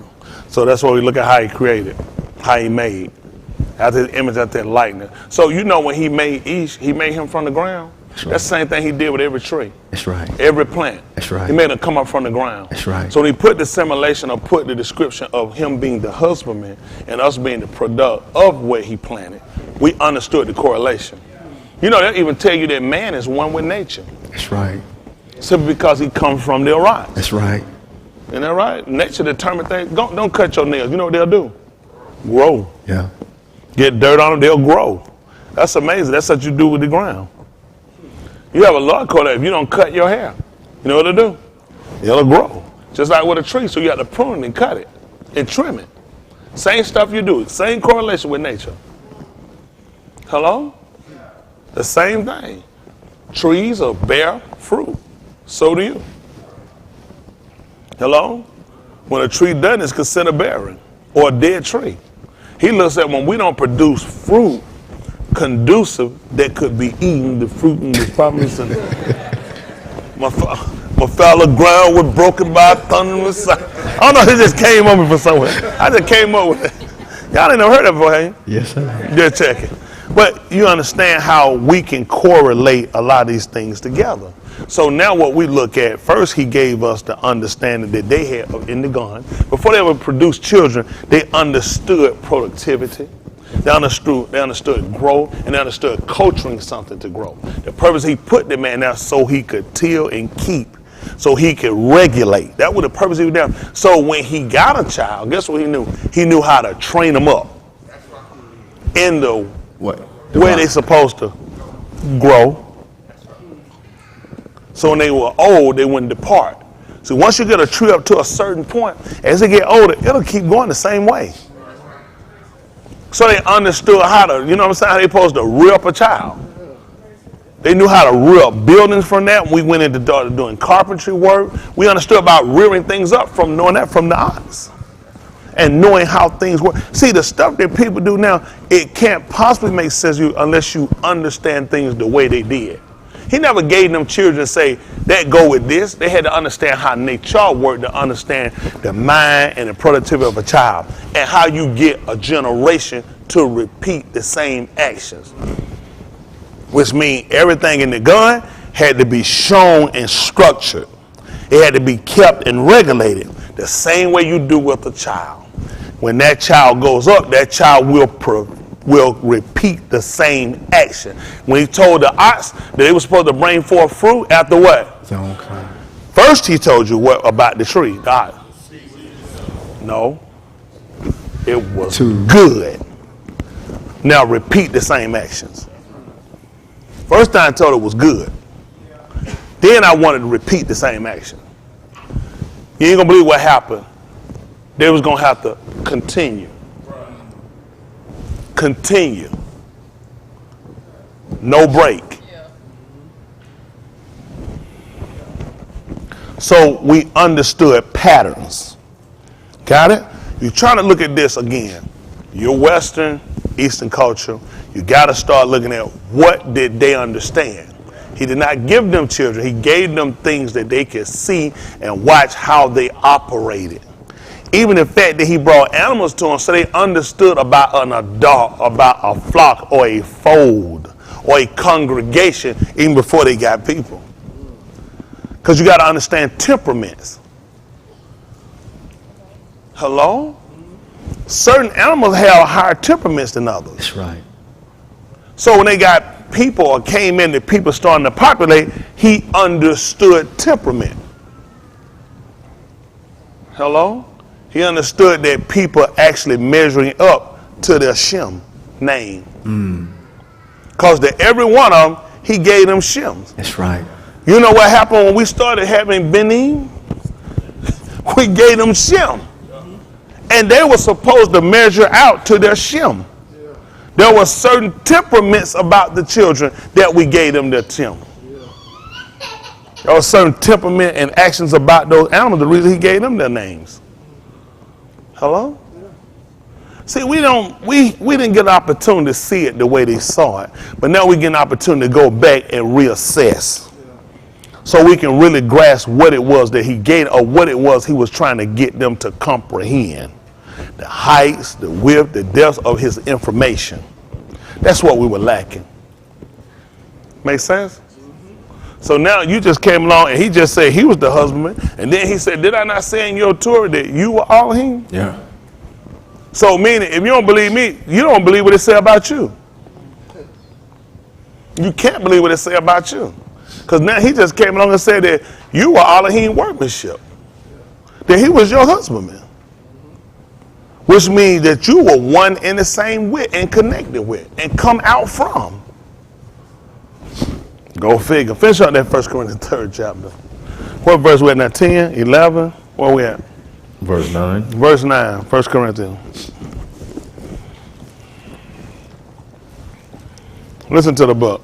Ye are Elohim's building, according to the Khan of Elohim, which is given And unto how do you me. get a building? Somebody say you build it or you erect it. Same thing, you're going to erect. We learned that from first part, we learned from erect from. We learned that from Nual. Erect. Hello? That's to build up. Like a man know with the penis that he erects. That's what the yard is. The erect. Hello? That's right. The yard, the man private part. That's right. So he knew about erecting, right? That's what he told him to do when he put it up. I mean, he had to know something. Told him to erect something. And then he told him to pitch it within and without, which he wanted to fix it firm. Hello? So it wouldn't go down, or it couldn't be torn down. That was the purpose of Yahusha coming on and sitting on the scene, that he will pitch within and without, so it wouldn't go down. Hello? We're talking about a permanent structure or a permanent erection. Hello? No Viagra. That's right. That's right. Y'all understand a lot of things they had associated with themselves. Your alphabet is set up on some of these same premises. That's right. Hello? Let's see. Matthew-Yahu, I'm not going him. Matthew-Yahu is handling. Matthew-Yahu, chapter 5, 17. Let's see something.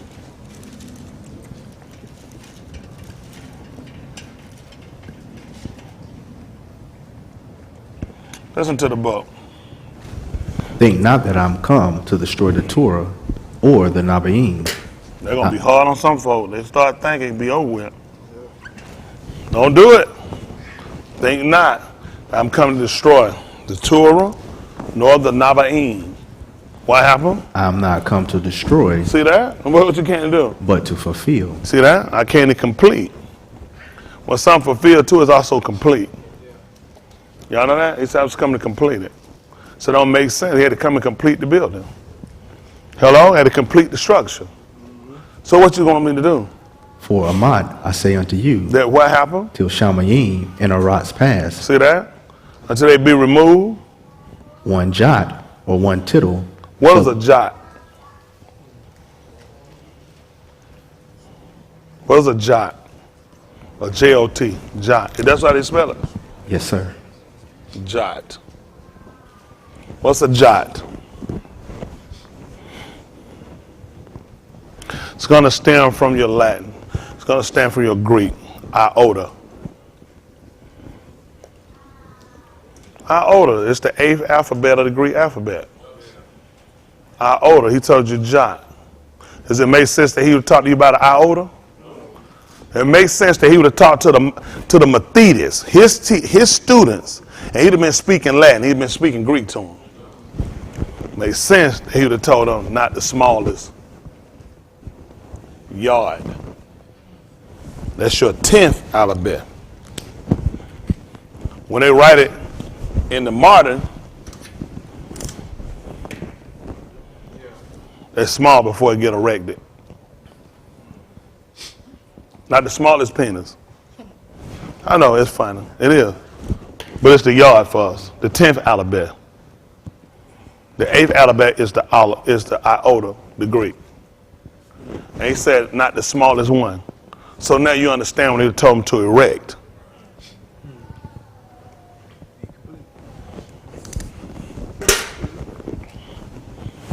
You can't fulfill small. It's got to be enlarged. It's got to be erected. That's right. Hello? I don't want to talk about. I don't know what to do. I don't know what to do. Boston. He'll come right out in a minute. The yard. What is the yard? Yeah.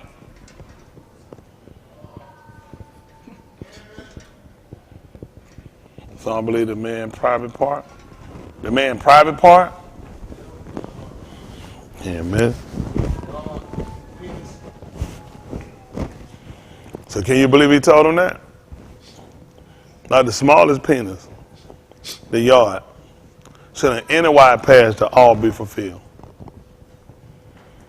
Because they had to get them things that they knew.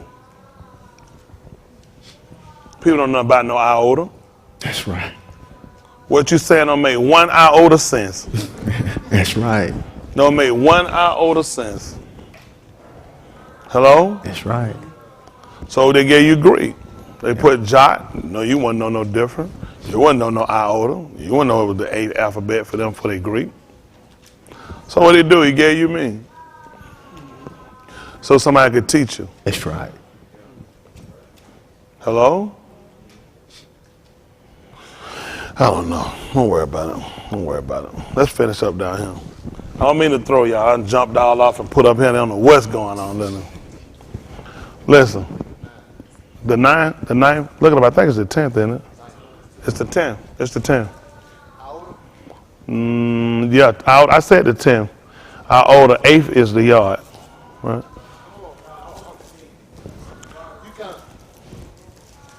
The Greek, I'll correct the iota, I think is the 8th. Alpha, beta, gamma, delta, epsilon, zeta, eta, theta, iota.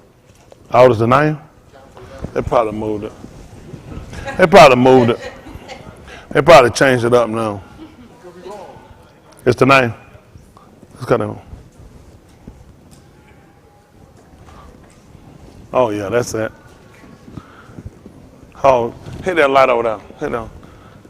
I order the name of the 9th letter of the Greek alphabet, but figuratively for a very small part of anything. Tony Smith don't know nothing.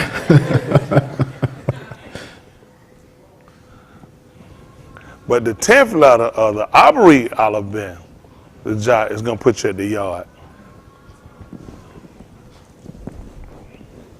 That's what he said now. That's what the white man said. I ain't Greek. Now, that white man, what y'all say? What y'all say now? What you saying now? What is that? Well, I said what the white man saying. That's right. Listen, we ain't gonna put a whole lot of confidence in them anyway, right. the white man. But just showing you how they'll throw you around. So you understand when he told them this, or he would have spake this, there was a lot deeper meaning for them. Versus somebody just told you the smallest jot, smallest tiller, you sit around, you don't know what, these folks think that's a tiller. They think about a tiller in the yard. They don't know nothing about none of this stuff. They're talking about a point on a pen. But we wouldn't have known this. What did you know about a jot and a tittle? Nothing. Nothing. I had no reason to know that they actually were translating over from Greek. They were trying to show you about the smallest of their letter. They wouldn't have never told you that. And then let you know it would make no sense. He'd been talking concerning no Greek language. That's right. But he would have told them about a yard. Right. Which they would have known about the stroke, the small, the yard. Not erected. That's right. Because he got to give them something they understand. You know what people say, hey, Philly, you have so many more examples today. They ain't in the day, though. They was in their time That's period. right. They had to give them what they knew. They knew their alphabet. That's right. That's what they correlated their information based on their alphabet, based on their writings. It don't make no sense to tell about no Greek stuff.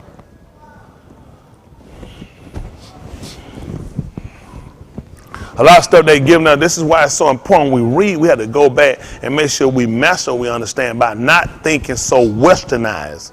People, that's amazing, because all of the Greeks and all of the Latin writing all have sexual connotation. Right. All of their so-called masterpieces, all of their structures, all of their monuments, all have derogatory sexual connotations. So when he speaks to you and speaks on things, when they created the alphabet, it was off of things they knew and dealt with, tools. Right. The Zen, they knew you cut. They knew about it. They knew about the teeth. They knew that the shun. They knew that words could cut. They'd be like a razor, be like a knife. It come from your mouth. So they drew the shun, they drew the teeth. People knew that words could cut. Pick me up, 236. Ask the apostle. That's what we do. But see what messed them up? They try to be too modernized today, and you trying to go and script these people out to what you know today. You can't. You don't know about no computer. That's right. That's right.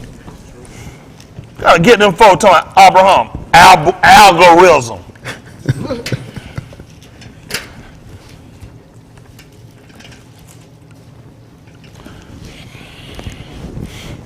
They don't know anything about it. And that's what hurt us. We done became so-called educated. They just taught us enough to get us away from it. That's right. But you're going, their literature, even their literature is all sexual.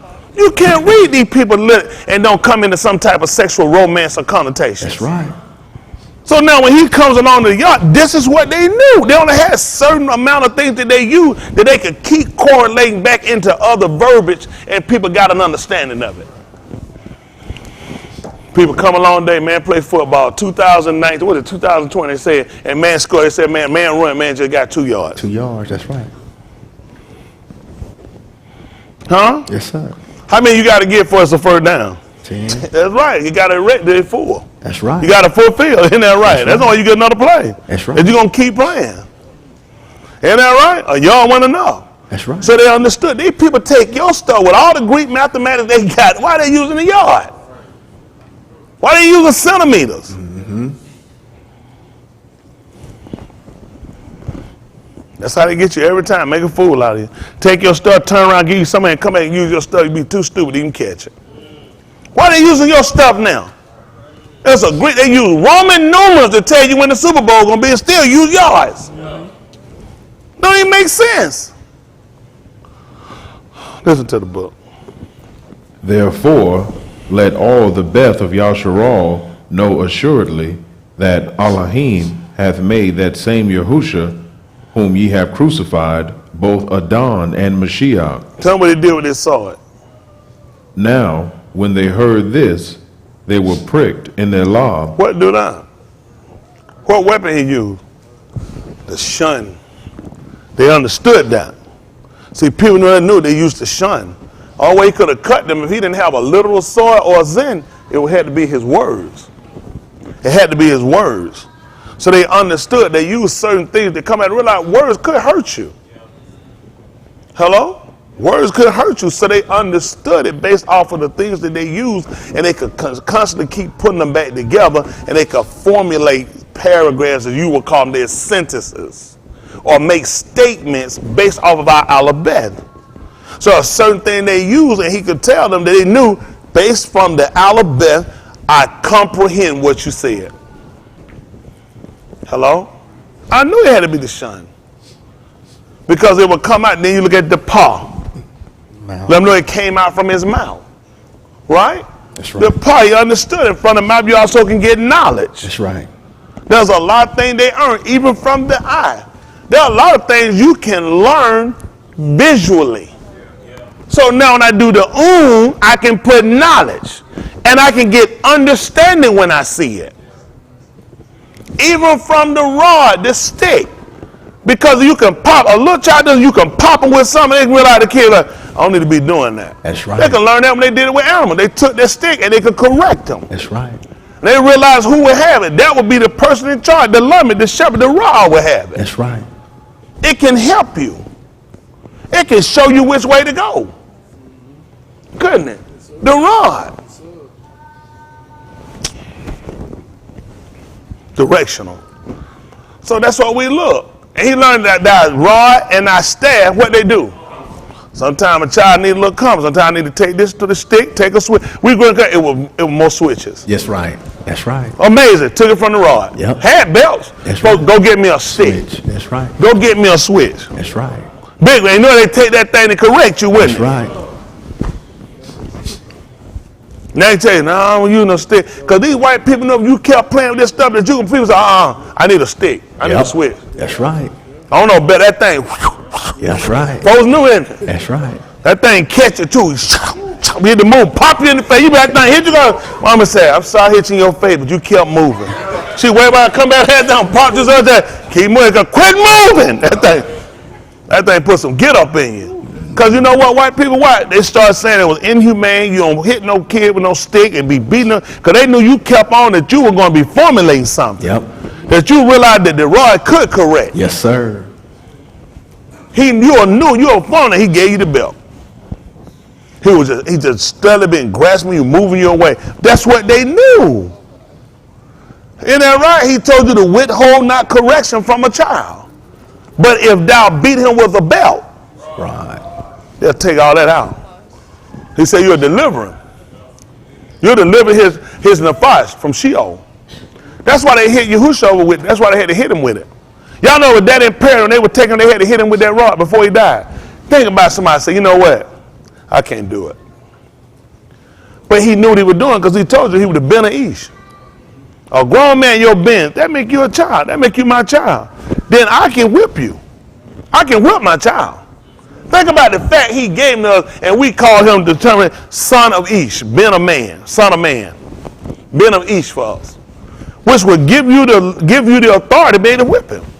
You need authority to do that. Now, thinking we gone and nobody had whipped him, and he gone through all that course of that, and then he died. Scripture been broken. That's right. Because you were not supposed to withhold correction from him. And us doing that, we was delivering his nefesh from Sheol. That's right. So now you come along today, I'm gonna do different parenting. I do more talking and punishment and taking things. Listen, my parent did all that. Taking, punishment, and beat you. That's right. You know that right? All together. That's right. It was all in one package. Ain't no one, you get no choices. What you want to do? You don't want to go nowhere or want me to whip you? Choices? Come on, let's get this over with. I started getting whipping in the 10th grade. I ain't talking about my parents at school. My mom knew I was still getting whipping. They cut them out, let that school tell man, come on in. The principal used to send me here offer to get stuff in. That's no lie. I went and offered somebody here, send me here offer to tell me go get something for him. I knew his desk and I knew the paddle. I knew what I was doing. They already knew what kind of call who? We're not calling nobody. Hard-working people trying to pay bills. He bought them Perry, man. For him scuffling trying to make it, man. He calling them for me. Come on, him. That's right. That's right. Calling my parent? Y'all probably had them new parents. I had them over. Henry Green played it. Man, I call his job by now. Even if you die, you better call that he got from work. And you better be back up when he get home. That's right. They call my dad to this and tell him I done died, and he better be off of work. And when he get home, you best be alive. Isn't that right? But resurrection from the dead. I know that from Henry Grady. Henry Grady beat me to death, and I get right back up. So when I heard this, I already knew about you can resurrect the dead. That's right. How many of y'all parents you to beat y'all to death? That's right. So you understand resurrection from the dead. You got up, didn't you? Yes, sir. See, these were not literal terms, but you understood the extent of the beating or the correction. And you understood that you could get back up from it. So you understood resurrection from the dead. Hello? So everything we did, we kind of had some type of knowledge and relationship or correlation to it versus the way you've gotten things before from your oppressors. Everything you had, it was some spiritual thrown out stuff that you don't know. Our rearing, the way we got in the old times, how things happened, it actually helped us to understand what he's saying now. That these people didn't break rituals. We broke rituals. The more educated you got, the dumber we became a parent. That's true.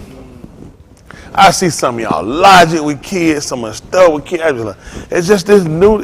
Maybe y'all should have did like me, just went dumb after 5th grade. Then you just be on that planet. I don't believe in it. I never heard this stuff before. It's just, I never seen it before in my life. You don't rationalize another kid. A kid here, that's it, or you get back up from the ground when you can. Yep. That's it. You come down their level, proud. Then they get back up, they better. That's right. Kids, man, I started putting stuff together early. That house was so smart. So go to Stoke, couldn't even get kidnapped. I'm telling you. That's right. You put it on it, kids go. Kids now can't go nowhere. Can't do it. 3 and 5, I never see the, man, 5.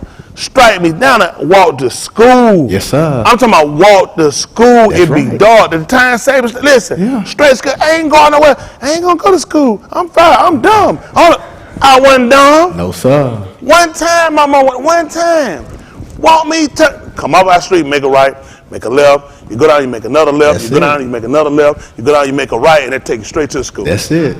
That's it. One time, check, One listen, time. that's something, boom, boom, boom. Got it right here. Yep. Everyone, they be gone. Listen, get up, go out there, lock the door, key around my neck. That's right.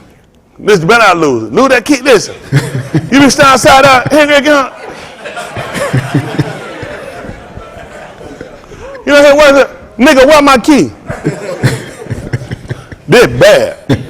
Go ahead and kill me. I'll resurrect the key. I'll resurrect. Man, listen, they give you a key, that key low, you know what you be thinking? Somebody breaking my house, nigga, you like, they don't even know where, they don't even know that the key go to this house. That's That right. address ain't on it. They handled you, but you better not lose that key. That's right. That key was sacred. That's right. Man, train you to do something. You learned then. You had to catch on. You know, that book, y'all don't let, pick me up right quick. 11-1. That's Yes, it. Yahoo. Yes, Yahoo.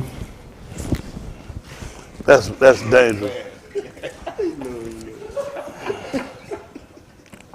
What's in Yes Yahoo 11? Quick understanding. Yeah, that young got on and read it right quick. 11-1. Listen to the book. Yes Yahoo they call Isaiah. They still flipping. Listen to the book. And there shall come forth a rod out of the stem of See, Yashib. they ain't told about the, look at that. A rod gonna come. Where you get a rod from? From a tree, from an ox. And that right, correlate them again with tree. Because you know they understood that you talking about a rod. Where's it gonna come from?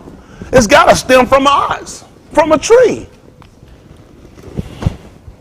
Listen, And a branch shall grow out of his roots. what are you talking about other than a tree? And a branch should grow out of his roots. Listen, And the Ruach of Yahuwah shall rest upon him. see that? And the Ruach of Yahuwah shall rest upon him. The Ruach of wisdom The Ruach of wisdom and understanding. and understanding. The Ruach of counsel The and Ruach might. of counsel and knowledge. The Ruach of knowledge and of the Yara of Yahuwah. See, and the fear of Yahuwah. Y'all hear that? And tell him what he gonna do. And shall make him of quick understanding. That stick will do it to you. But you be sitting there playing, they get that sweet. You be like, I ain't gonna do it no more. I got it. That's what you that thing was coming. Yeah. I'm sorry. All of a sudden you speaking in tongue, you clear. You ain't gonna never do that. I'm gonna clean up. That rod make you do all kind of stuff. Quick, you beginner. That's right. I'm about to say he got in trouble. Say, man, I cleaned the whole house up for my dad. He knew wrong. Quick. That's you right. start understanding quick. This what please him. That's right. They'll be happy. They come home, they clean up. They'll be happy if I just go on in a minute. That's right. And then swear to God, I ain't gonna do it again. But you see what I'm saying? That will let you know what was gonna do it. The rod was gonna come and do it to us. When it came down to us listening, he realized what was going to draw or get our attention. Mikhail 6 and 8. They call it Micah.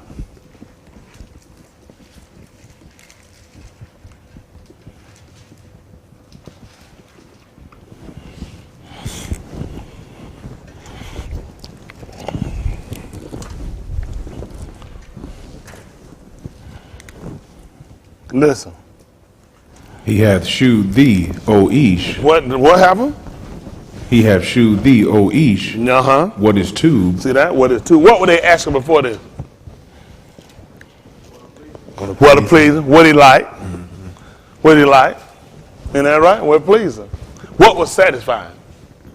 He said, he done showed you. What happened? And what doth Yahuwah require of thee, Because I don't know. What happened? but to do Sadak Yeah. and to Ahab Rakam, Mercy. and to walk humbly with thy Elohim. So what happened? Yahuwah's voice, Saak, unto the city, And, the Ish of wisdom shall see thy Shem. see that? Listen what happened.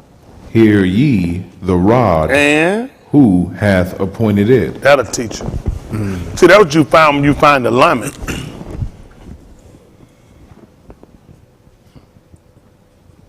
The alignment, which is the shepherd's staff. That's what it was used for, so they'll know who appointed it. That's right. You'll know when you saw it. They knew who it was. He told you to hear you the rod and who else appointed it. So not only did you have to know the shepherd's staff, you didn't know who it belonged to. That's right. Familiar? Cool, being y'all out. Pick me up right quick at the 38th chapter of the book of Barashit. Yes, sir. They want to bust out preaching. Mr. Service, come in, want to preach.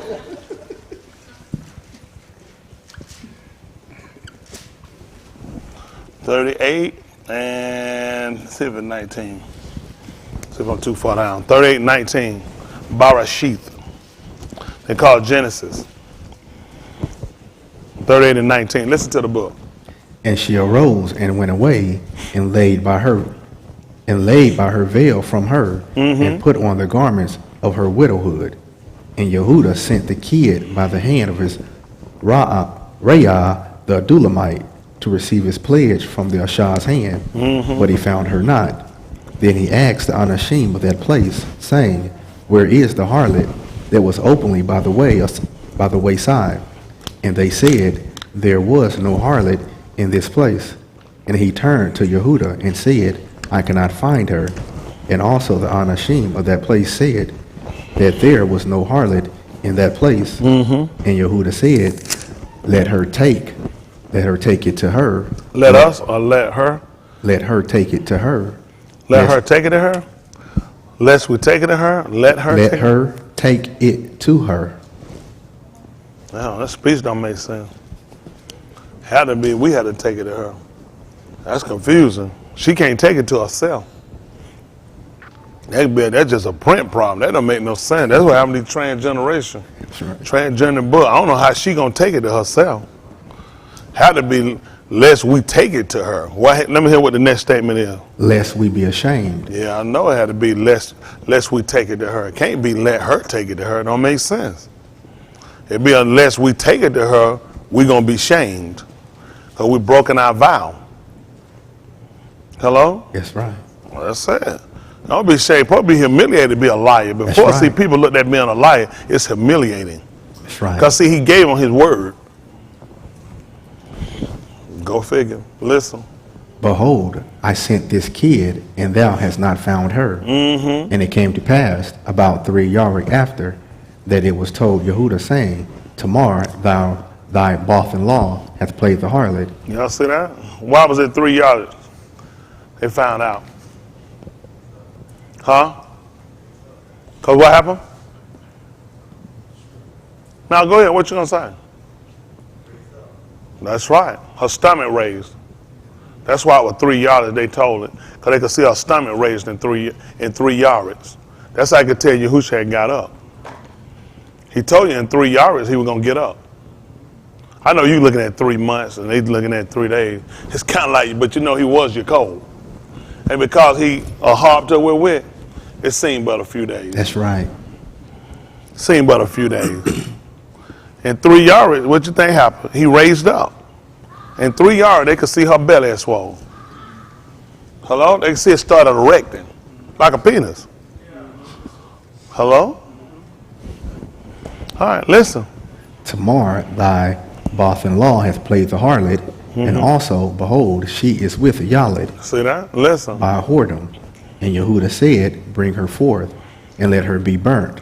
Yes. When she was brought forth, she sent to her Abba-in-law, saying, By the Ish, whose these are, am I with Yaled. Like what? And she said, Do what? Discern, Let me see your wisdom. Like what? I palaw thee, Yes. whose are these? Like what? The signet and bracelets and staff. What happened? And Yehuda acknowledged them and said, She hath been more Sadiq than I. See, he told you to hear you the rod, and who was appointed it. You had to listen to what he told them. They left off and decided not to even stone her. They were going to burn her up. They thought she had been a whore. But she was able to show them a couple of things. And he already told you to hear the rod. And who appointed it? That was Yehuda rod. That's right. Hello? And he told her that the woman was vindicated. That just showed you that Yehuda was a shafet, which they'll call a judge. That's what a judge, he just vindicated her. Hello? They were trying to find out who she was pregnant by. And they assumed that she was a whore. Like the people come along today and tell you that Maureen was a whore. She played the whore. They don't realize he vindicated her. That's right. Hello? He vindicated her. He told you, behold, that abundant. Well, they would have told Beth-Ula. We learned Beth-Ula earlier, but he would have told you a Na'ara, I think it would have been he would have used. Was it a young woman? A young girl was going to be with child? Hello? He didn't tell you it was a virgin. He told you a Beth-Ula. He told you that a young woman, he told you somebody that was going to be ripe for sex. Ripe. Alama. Ripe, ready. That's what he told you in the book of Yeshayahu. You read his translation in the 7th chapter, he told you, behold, a virgin going to be with child. He never told you that. That's not in your writings. It's not recorded in your writings. That's what they told you. Because they thought they were helping the matter out. I didn't need that to know what she was. I already knew what it was. I learned that when Yahushua went and told you where he put him at. That's right. He said he laid him in a tomb where a man had never been. And that's how I knew Yahushua couldn't have possibly been smarter than Yahushua, than Yahuwah. If he laid him in a sepulcher, in a hole where no man ain't never been, and you tell me that Yahuwah put his son inside of a hole that other men had already had sex in, not so. Nope. Not so. That's how I learned it. See, a lot of people, they would need them to put that there for them. Wouldn't help me. Pick up what they said, Yeshayahu 7 and 8. I show it to you. Ain't nothing but the book. Ain't that right? Ain't nothing but book. It sound good though.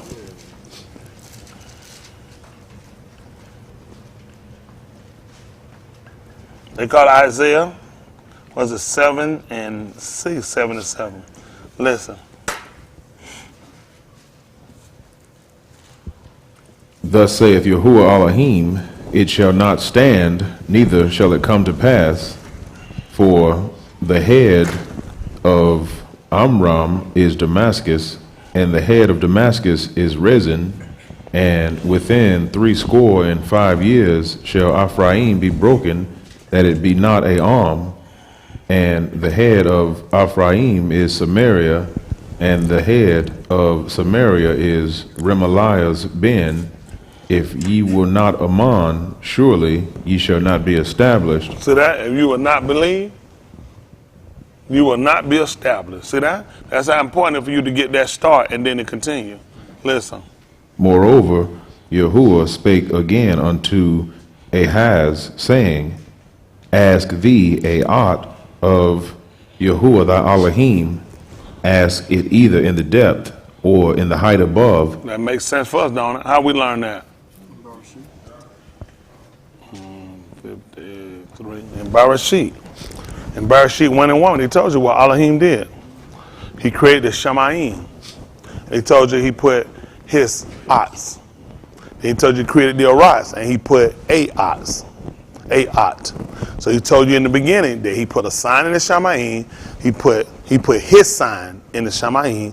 He put a sign here on the Aras. That's how important it was he told him to ask. Why he just didn't tell him just ask anything? Because if you ask something stupid, it ain't gonna make sense. Go put $5 in my pocket. Is this gonna make sense? Because none of this correlate with scripture. None of this is gonna keep it continuing. You got it? It's not gonna be a steady flow. So now when you ask your sign, you need to ask in the Shamayim, or you need to ask for something on the Aras. You see what I'm saying? That's how important it was, based off of Bereshit. That's what he did. His sign a sign. It's that important. You know, his sign, his son, was a sign on the arise. Y'all got it? His son was a sign on the arise. Hello? Okay, listen. But Ahaz said, I will not ask, neither will I tempt Yahuwah. And he said, Hear ye now, O Beth of Daoud, What happened? is it a small thing for Uh-oh. you? What would you ask him? What would you use? Yeah. It was in a yard, an unerected yard, a small thing. Hello? That's right. That's what they knew. Or you want to use jot. He says it's a small thing. Go ahead. For you to weary unashamed, But what do you want to know? but will ye weary my Elohim also? What happened? Therefore, Yahuwah himself shall give you a ot. See that? Yahuwah himself shall give you a ot. Where's Yahuwah at? Let's see. You said that. Let's take a Kahalah 5 and 1 right quick. Since we're reading, let's see if it makes sense. They call it Ecclesiastes.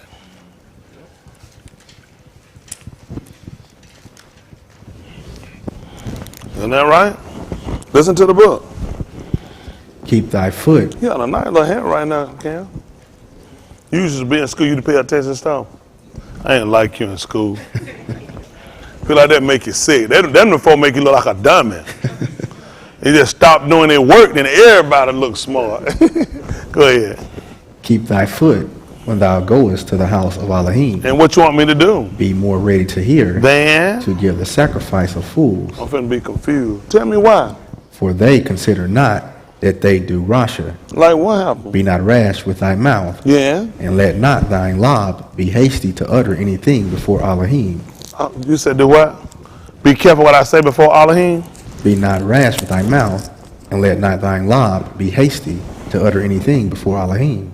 Is he at church? For Elohim is in Shamayim, and thou upon the Arats. Therefore, Let thy dabarim be few. so now you can understand why Yahushua want to answer a whole lot of questions. You heard where he was at? 7 and 9. Back to where you left out 7 and 9, 7 to 10? 14. 14. Where we moving? Yeshayahu 7 and 14. Listen what happened. Listen to the book. Therefore, Yahuwah himself Should do what? shall give you a ot. Make sense? What were you told to ask for your arts at? In the Shamayim. He just told you Yahuwah gonna do it for himself. Well, where's Yahuwah? We only found one record of it. Matthew Yahoo chapter 5.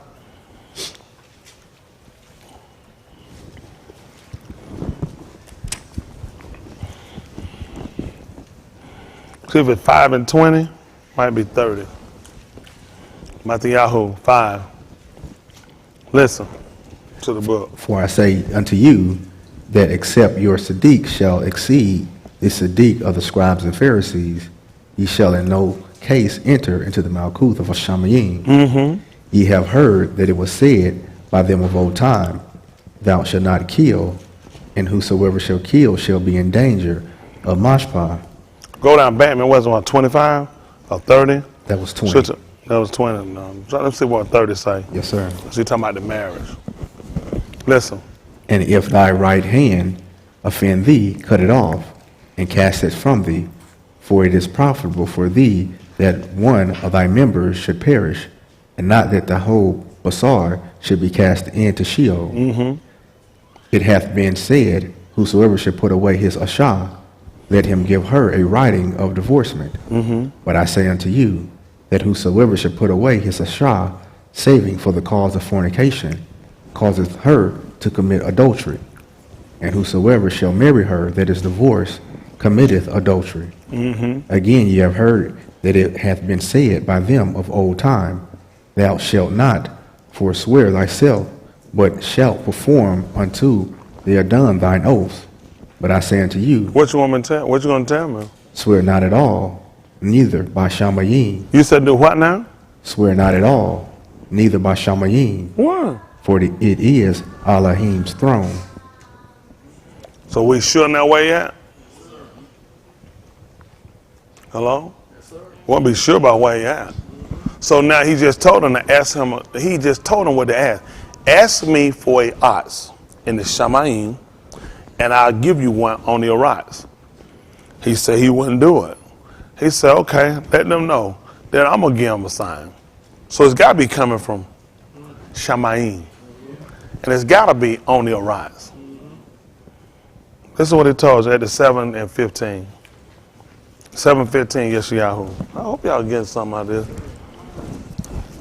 14, 7:14. Yeshayahu, they call Isaiah. Listen to the book. Therefore, Yahuwah himself shall give you a ot. Behold, a Alama shall conceive. What did they say, though? Behold, a virgin shall conceive. See, that they were trying to help him out. That was their way of helping him out. He never would have told you that. What he would have told you that she was ripe. She was ready. And you know who will know that? A husbandman. That's right. A husband know when it's time to take fruit. He just told you that the ground was ready. That you could take fruit from it. That's all he told you. Hello? When he took Adam from the Adamah, had no man never been there before. Now you can't tell me that Yahushua was to been the Elohim and that Adam was to been the Elohim and some man had been there before he had come. So there's too many things we can parallel this to. Like I said, they tried to help, but they shouldn't have. Because all they did at that point was that they added. He didn't need you to add. This was set up to throw somebody off. Somebody's supposed to believe that she was a promiscuous whore. Somebody was supposed to know that. Somebody was supposed to believe it. I wouldn't. That's right. But somebody needed to believe it. Somebody tried to help out and said, no, she was a virgin. Which would be Beth Ula for us. But he never told you that. He just told you that the ground was right. Hello? Oh my goodness. Let's say the first chapter book of Oriel. Oriel chapter 1. They call it Luke. I'm trying to get y'all finished. We done jumped all off subject matter. Let's see what happened. I like Oriel. I like his statements.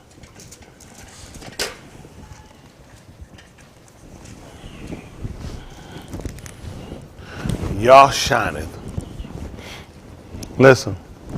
For as much as many have taken in hand to set forth in order a declaration of those things which are most surely among us, even as they delivered them unto us, which from the beginning were eyewitnesses in Sharoth of the Debar.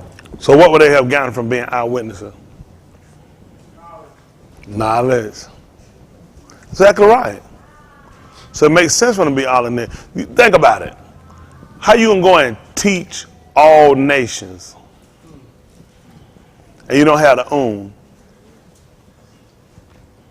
They understood that you would need the own. If you're going to teach, you're going to have to be eyewitnesses. That's what Ariel told you. So you would have had to draw the own. And they understood what went with the own. Knowledge, understanding, they understood all this. Your eye can actually comprehend all of this.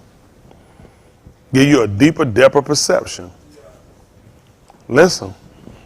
It seemed to me also. Y'all don't think they had a deeper depth of perception? Let's say. Ukanai 20 and 4. We'll come back and finish this up.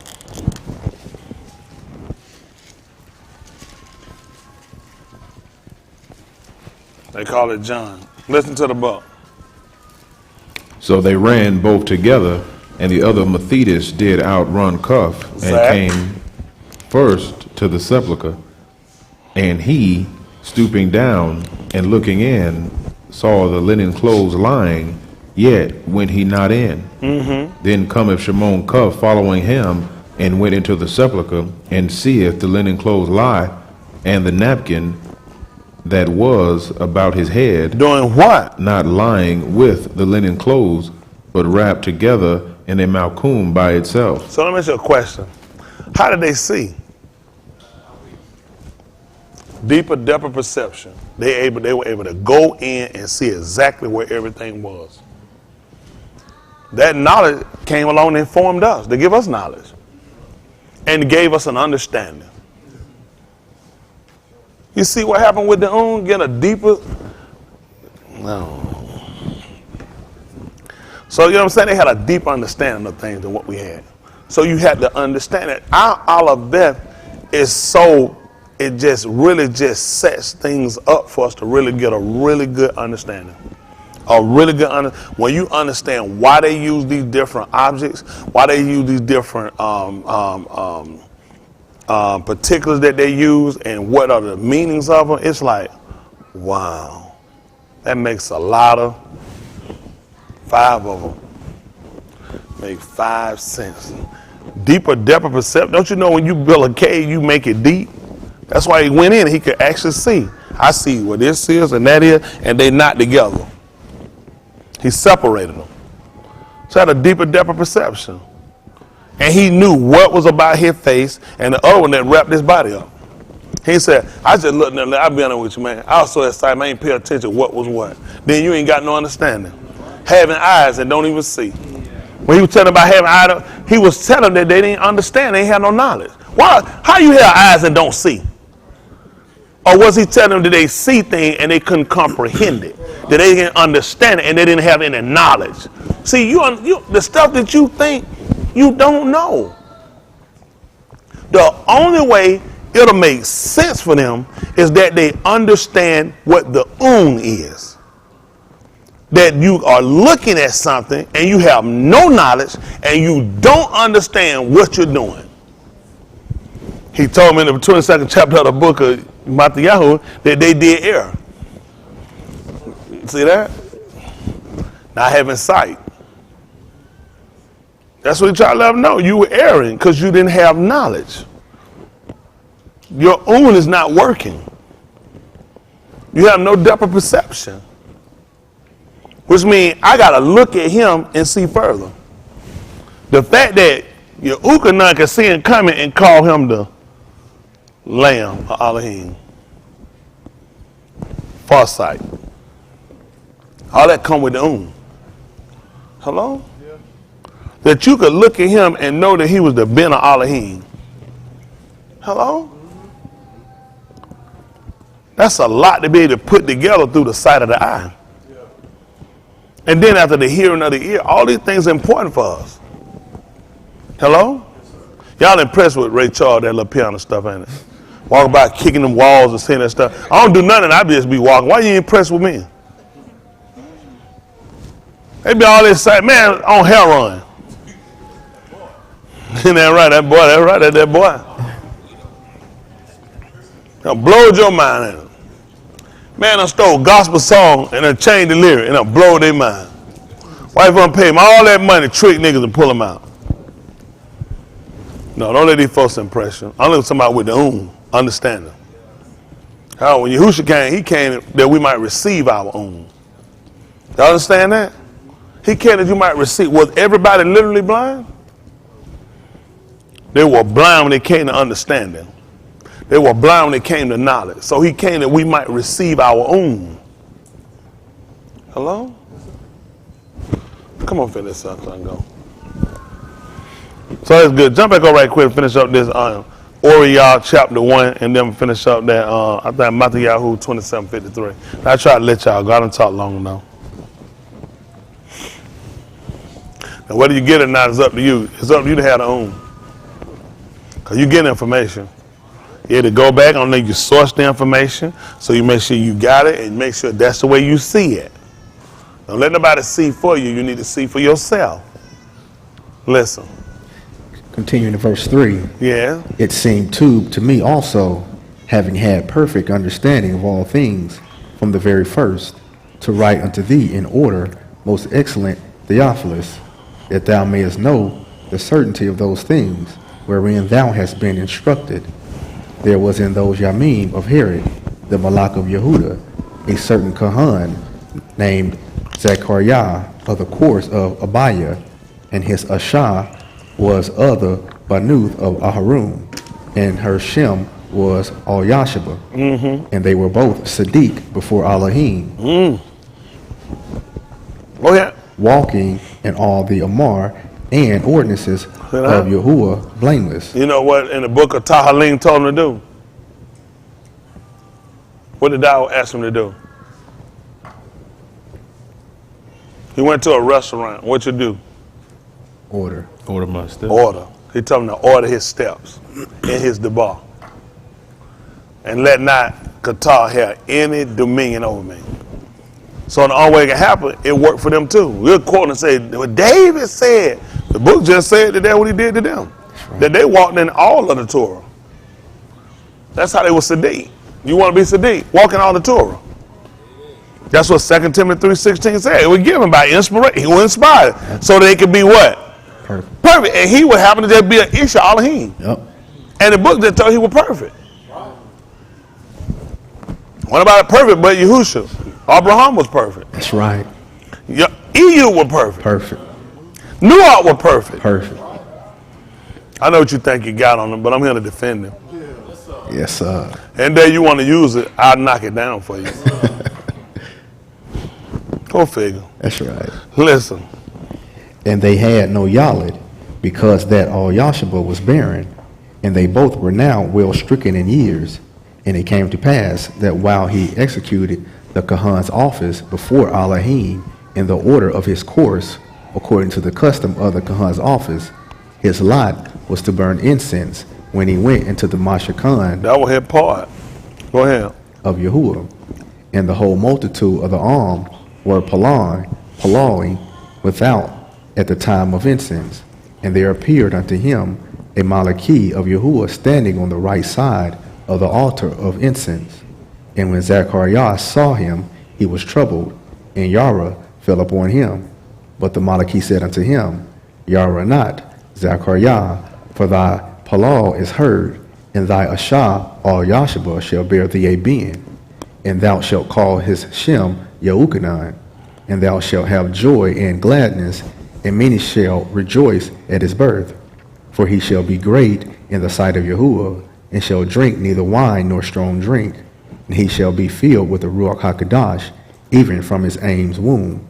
And many of the Banim of Yasharal shall he turn to Yahuwah their Elohim, and he shall go before him in the Ruach of power of Al-Yahu, to turn the Lob of the Obelisk to the Banim, and the disobedient to the wisdom of the Sadak, to make ready a arm prepared for Yahuwah. And Zachariah said unto the Malaki, Whereby shall I know this? For I am an old Ish, and my Ashah well stricken in years. You know, now just listening to this, doesn't it make sense? I mean, just by the workings of what he was supposed to do, you know, and the confusion came in the fact of them asking him questions. When they asked him, was he all Yahoo? And he bare record, and he said he was not. But he did the works of him. Right. And Yahusha told you, if you didn't believe him, nothing else, believe him for the work's sake. That's right. And the fact he came down and he turned many. That's why the people came down to be immersed of him. He did exactly what he did. He came along and he turned many of them. He came, he cut down hard on us. It made a lot of us turn back. And he was getting us ready for that great and that awesome, that terrible day that Yahuwah was coming. That's what he's trying to do, get us prepared, get us ready. So it makes sense. Listen. And the Malaki answering said unto him, I am Gabriel that stand in the presence of Elohim, and I am sent to speak unto thee, and to shew thee these glad tidings. And behold, thou shalt be dumb, and not able to speak, until the yom that these things shall be performed, because thou... Right before I had time, he was a messenger angel. Man named Warrior. Man, a fighter too. Ain't that right? Man had different commanders over here, true. Man, a fighter. I tell you something, but I'll kill you too. Man, a fighter. Listen. Because thou among not my Dabarim, which shall be fulfilled in their season. And the arm waited for Zechariah. Who y'all know that operate from season? Ox. That's right. Fruit, vegetables. They all operate from seasons. Get some. And the waited for Zechariah, and marveled that he tarried so long in the Mashakon. And when he had came out, he could not speak unto them. And they perceived that he had seen a Kazun in the Mashakon, What did he do? for he beckoned unto them, and remained speechless. He started using his hands, which meant he was throwing signs. Right hand and right, he started throwing signs with his hands. That's how they picked it up to know that he was demonstrating with his hands that they understood by watching the They took knowledge and knew he had saw something inside. Hello? Man had literal moving hieroglyphs. Hieroglyphs, pictures that describe and show. He started moving his hand. Man became a living hieroglyph. And they understood what happened inside without him even verbalizing anything. That's just watching. Listen. And it came to pass that as soon as the Yamim of his ministration were accomplished, he departed to his own house. And after those Yamim, his Ashah, Al-Yashaba conceived, and hid herself 5 yards, saying, Thus hath Yahuwah dealt with me in the Yamim, wherein he looked on me, to take away my reproach among Anashim. And in the 6th yard, the Malachi, Gabriel, was sent from Elohim unto a city of Galilee named Nazareth, to a Alama espoused to a Ish whose Shem was Yahusuf, What word they had? of the house of Daoud, What word did they put there for? virgin. Virgin. Listen. Who of the house of Daoud, and the Alama Shem was Marim. And the Malachi came unto her and said, Hail, thou that art highly favored, Yahuwah is with thee, Barak art thou among Nashim. And when she saw him, she was troubled at his saying, and cast her mind what manner of salutation this should be. And the Malachi said unto her, What did it say? Yara not Marim, for thou hast found favor with Elohim. Khan. What happened? And behold, thou shalt conceive in thy womb, and bring forth a ben, and shalt call his Shem Yahusha. What happened? He shall be great, and shall be called the Ben of the highest. What happened? And Yahuwah Elohim shall give unto him the throne of his Abba Daoud, Listen. and he shall reign over the house of Jacob forever. And his Malkuth there shall be no end. What happened? Then said Marim unto the Malachi, What does she want to know? How shall this be? What happened? Seeing I know not a Ish. So what happened? And the Malachi answered and said unto her, The Ruach HaKadosh shall come upon thee, and the power of the highest shall overshadow thee. Therefore also that Kodash thing which shall be born of thee shall be called the Ben of Elohim. So they understood it. Where does it come from? Shamayim. That's what you said where the Ruach come from? Acts of the Apostle, chapter 2. Verse 1.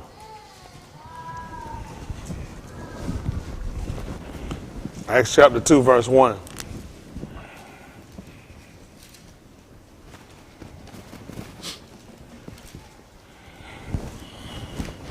Listen.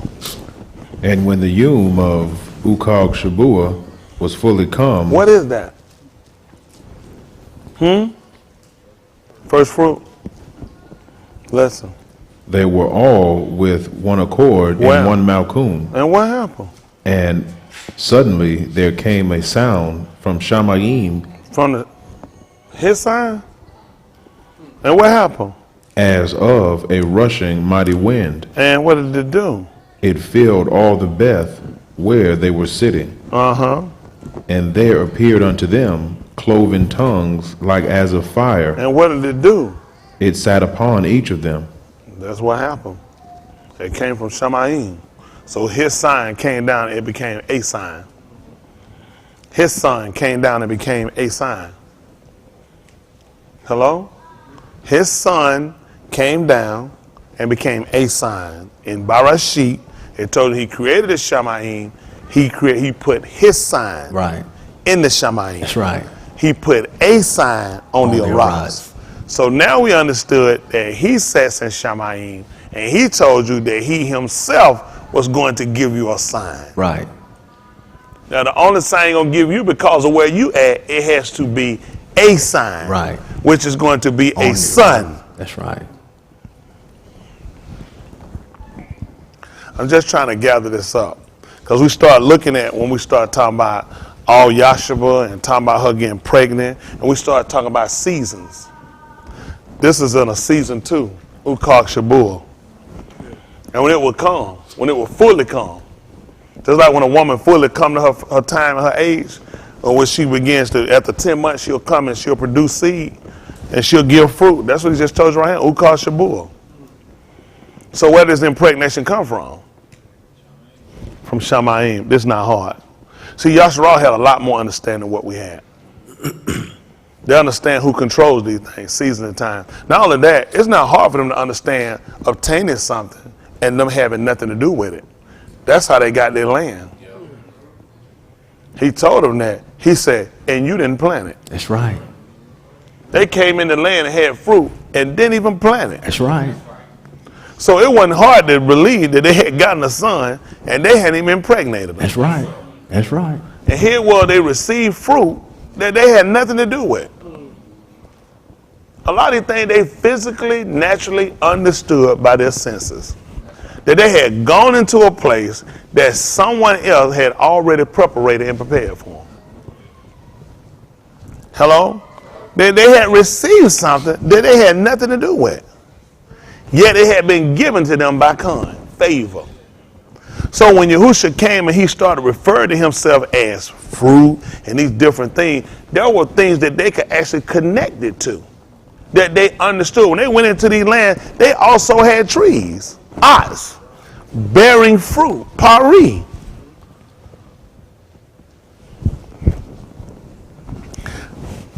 We'll be working, because a lot more we need to know.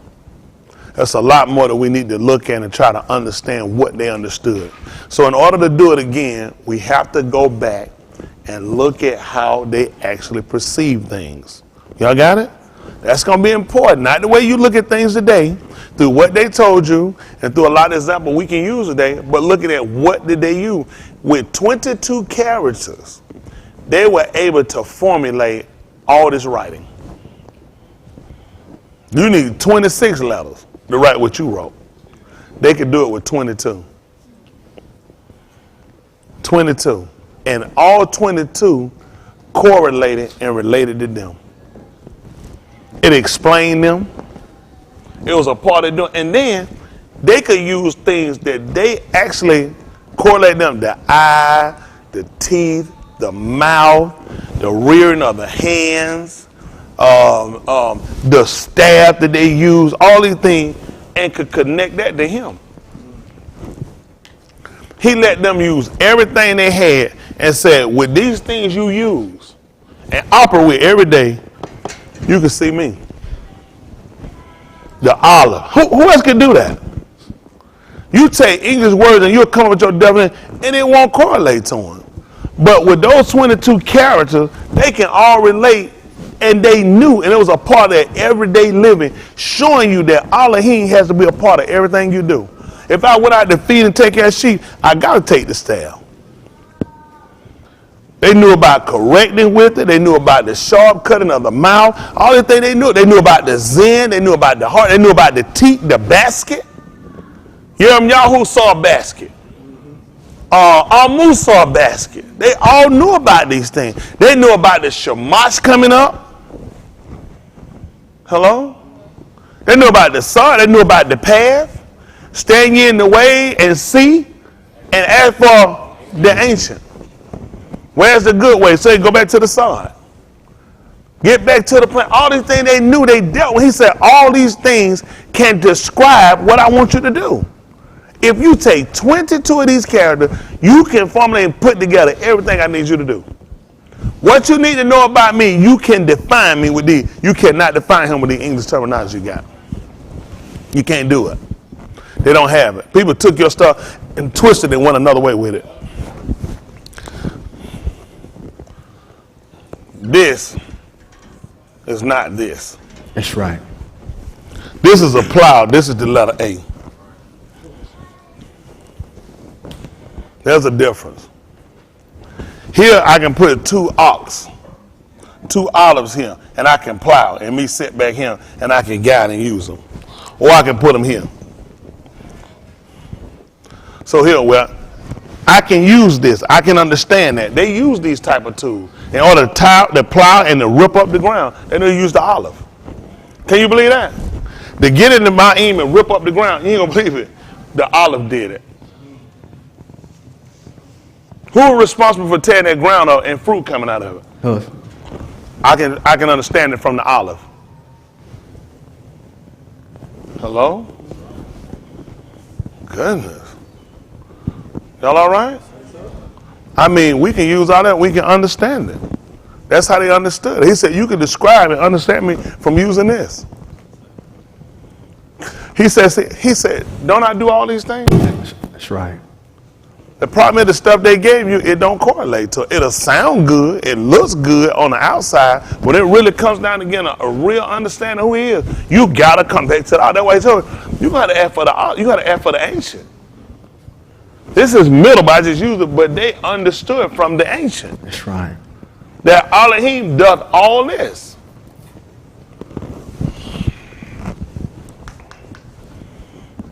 Hello? I finished, I told y'all, home that, went to 27:53, Matthew Yahoo. I'm trying to let y'all go. I just say all that to say, y'all know we're going to have to go back. We're going to go through, change some things, go back, look over some stuff, make sure y'all understand it. So that's how important it is for y'all to understand. 22 characters can clearly define every act, every work he's done. They need 26, and we've been wrong all this time. That book you're reading right there has 26 characters. Wrong. 26 characters, and we're in derision. They'll twist up so much stuff. They'll make so much mess, man, you read. You can't take what these people say. Listen, they'll put stuff together based off their predictions, based off of them speculating. That's why they go back and look and say, that don't make sense. Just like that, you're going to take that. They done told you she going to take something to herself. Did that make common English sense to you? She gonna take it. If she gonna take it, why are we trying to take it to her? Don't even make sense. But said they wrote it. That's one of the things you just have to trust God. I'm not trusting no God. That's right. That's not common sense. That don't even make sense. How's she gonna take it to herself? And I'm trying to take it to her. Gonna make sense that less we take it to her, we gonna be shamed. Hello? Yes, sir. It's gonna look bad. We can keep our word. All right, listen. And came out of the Kubar after his resurrection, and went into the Kadesh city, and appeared unto many.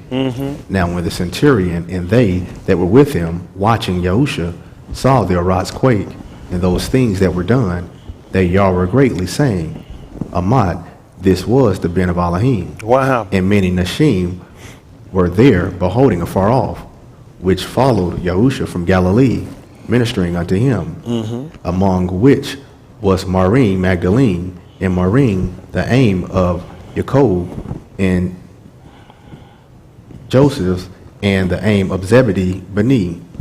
When the even was come, there came a rich Ish of Arimathea, whose Shem was Yosef, who also himself was Yahusha's Matthias.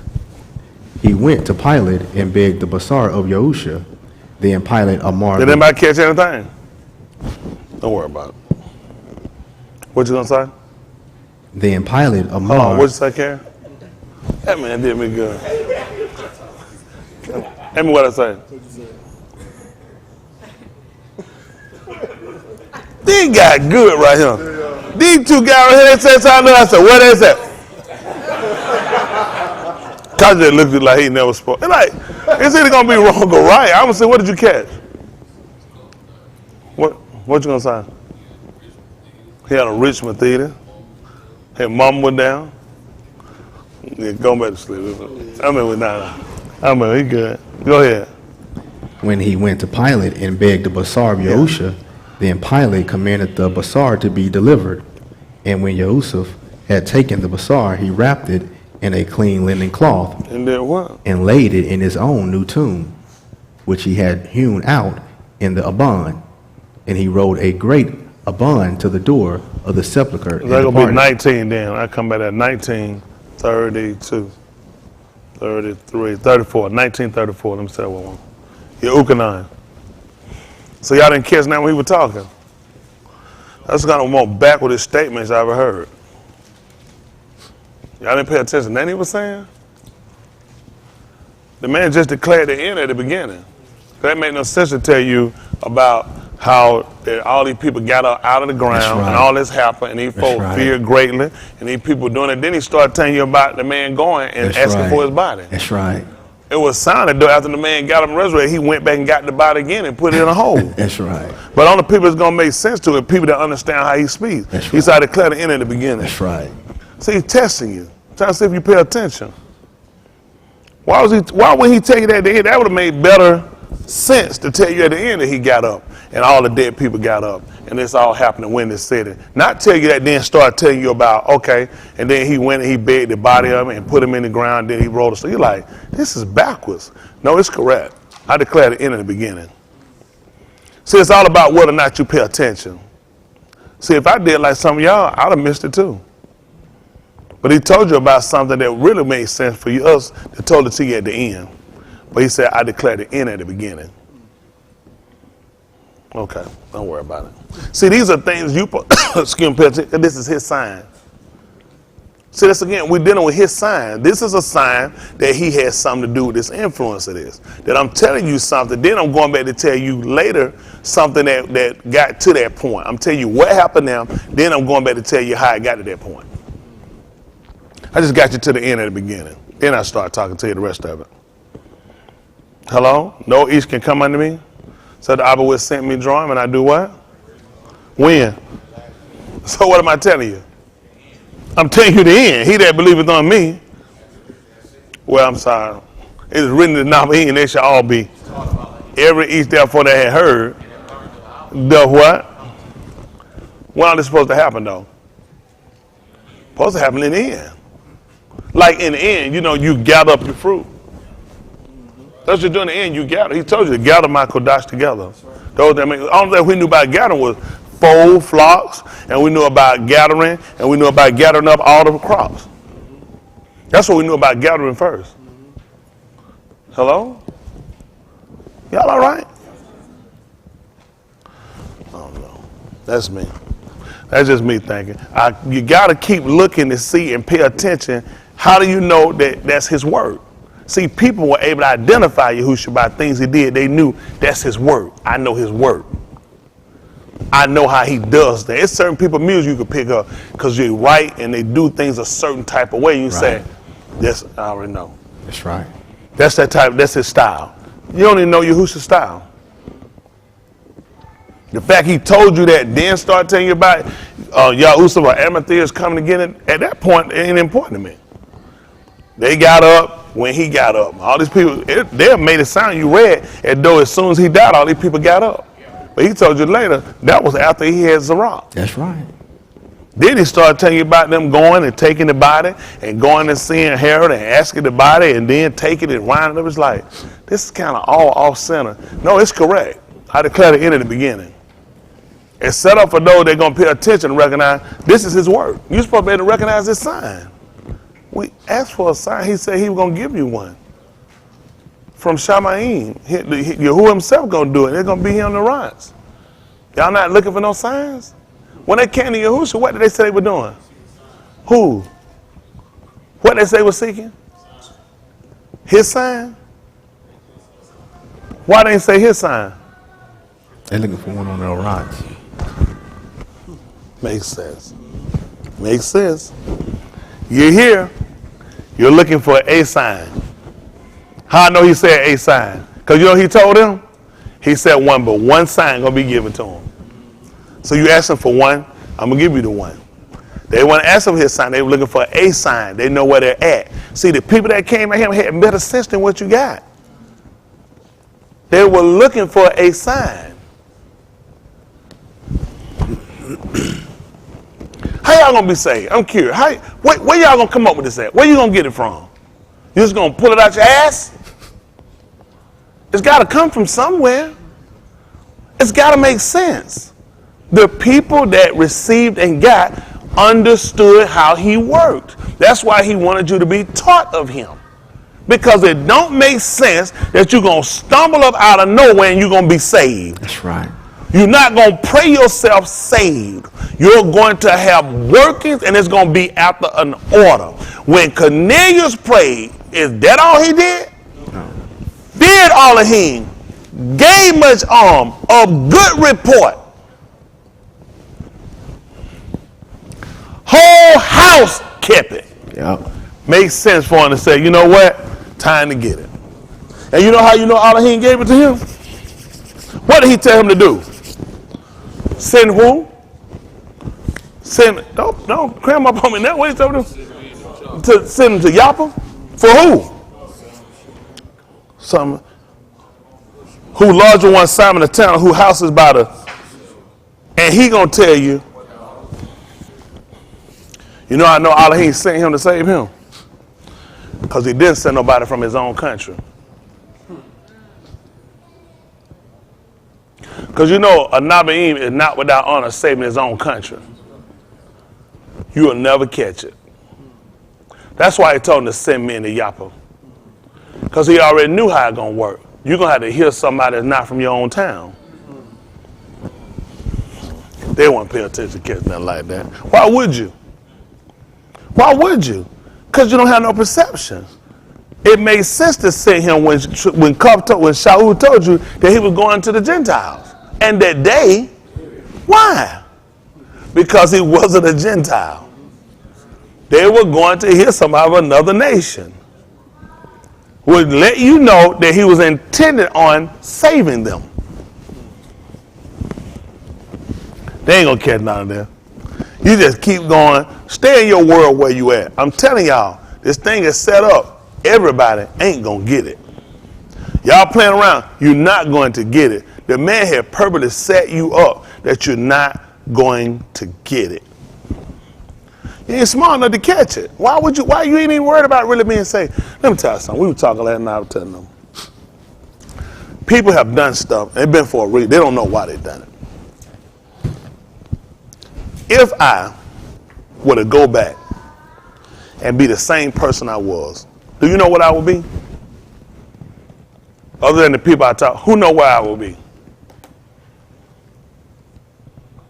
Oh, if I were to go back and be the same person I was before, where would I be? Worse. Worse. That makes sense? No, I'll be here. Because that's what brought me here. If I left, I would be worse. Cub told you it was better for people not to have known than to know it.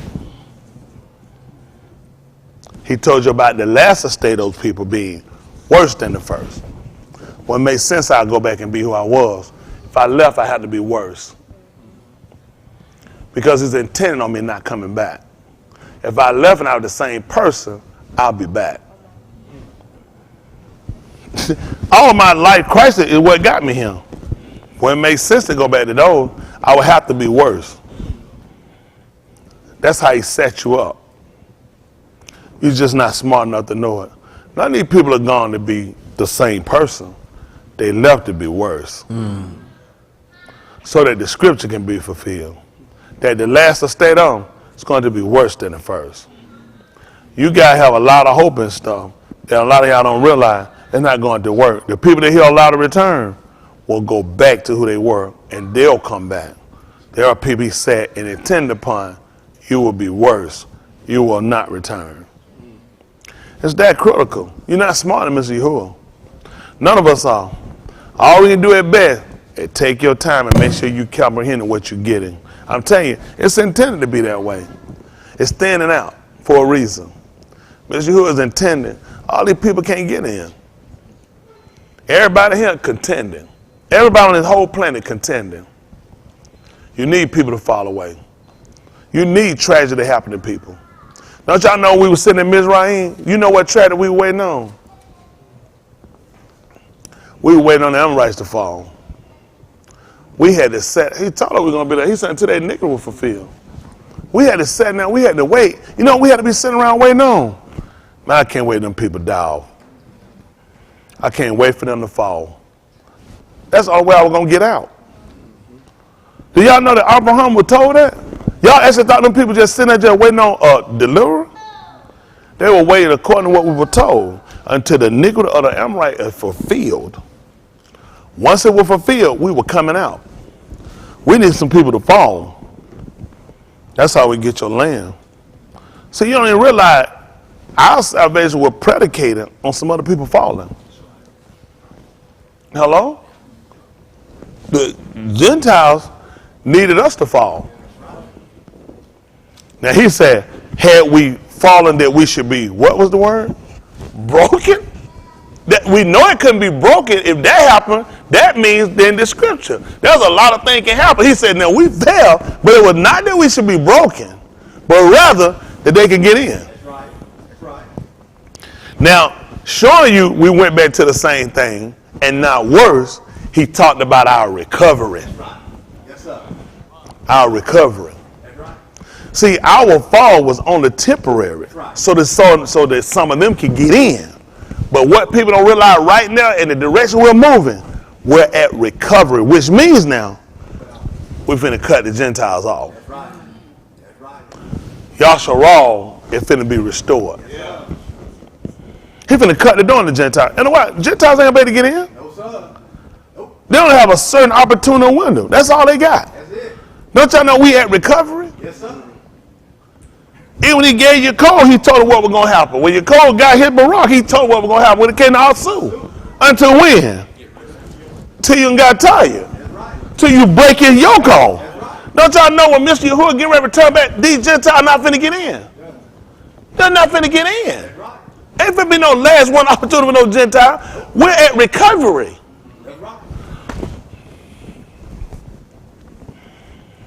I'm starting running back. I got hurt. Leon playing now. I'm good now. I'm straight. Leon want to know he finna play today. What a, listen, they paid me $100 million for 4 years. Listen, matter of fact, I feel better than I ever felt. And Leon is asking, is he going to play today? Is he going to start? What y'all think the answer is? Why? Because I'm recovered. I only use that because that's what you know. Don't you know that we're recovering now? Yes, sir. Just like Shamshon did. I would go there the other time and shake myself. We had to get recovery. That's all he was doing, was trying to recover. So he could get back in, he could take them down. Don't y'all know that man got us back at recovery? This door and window finna close. Y'all finna say what? Y'all finna see people coming, of our own people, they finna start recognizing. And these people gonna know it's time at recovery now. And they're gonna let Gentiles know that the window of your opportunity is closing. That window dropping. Yes, sir. That's why we're here. And I want to tell y'all that. Don't you mess around and miss out. Come on, in that side and let them go. 1935, Yeukanah. I don't know how to get this to finish up one thing. We'll let y'all go. Hope y'all learned something. Yes, sir. Some of y'all have. Some of you, I know. Some of y'all have. I know some of y'all have. Good enough. Well, I sure would like to see y'all get it. I'll be polite for y'all to get it now. It ain't on me. I just, y'all gonna let it be a stumbling block. I can see how he was a stumbling block. I heard that. He gonna be a stumbling block, right? That don't make sense. You know how you wind up stumbling over something? Wow. You know, people couldn't see that he would have been all of him. Stumble right on over it. No. He intentionally set people up to do that. That you'll sit right there and just stumble right over it. Whole time and never even pay attention to it. That you missed it. Listen to the book. And he that saw it bear record, and his record is a mot, and how you know? and he knoweth that he saith a mot, And what happened? that ye might amon. For these things were done, that the Sephir should be fulfilled. See that? That's what happened. What happened? A bone of him shall not be broken. And is that on the scripture? And again, another Sephir saith, What did it say? they shall look on him Whom? they pierced. Well, they punctured. who they speared. Not only that, they let know who they had stuck the rod in. Y'all didn't know that? They were looking at who they had stuck the rod in. What y'all think Yehuda was looking for? He was looking who had put his rod in. What was Yehuda looking for? Where he put his yard in. Yes, sir. That's right. How long was it that they were looking at? That's right. They were looking at who they had pierced. Who you been with? Listen, lest you be ashamed. And after this, Yahusuf of Arimathea, being a Methodist of Yahusha, but secretly for Yara of the Yahudim, besought Pilate that he might take away the body of Yahusha. And Pilate gave him leave. He came therefore and took the body of Yahusha. And there came also Nicodemus, which at the first came to Yahusha by Layla, and brought a mixture of myrrh and aloes, about 100-pound weight. Then took they the body of Yahusha, and wound it in linen clothes with the spices, as the manner of the Yahudim is to bury. Now in the Malchum, where he was crucified, there was a gon, and in the gon a new sepulchre. What now? A new sepulchre, Beth Ula? What happened? wherein was never Ish yet laid. See that? Ain't no man never been with my ring. That's how I know it for a fact. Yeshayahu 7 didn't tell me that. That's how I know a man had never been in it. That Yahuwah carved it out himself and put him there. Had nobody ever even been in it. Yahuwah had prepared her wound and put him there. Hello? Even he knew it didn't make sense to stick him nowhere somebody else had been. Which tell you as well customarily that they had a practice of putting bodies in places somebody had been in. How else would a man be able to put away a wife except it be for what was that? Somebody had been in it before you got there? That's right. Which means it had to be a practice. Now you find out he put him somewhere, and he just happened to tell you, ain't no man been in there before. Ain't no man never laid in there. That's how I know my ring was a Beth Ula. That's good. Food for thought.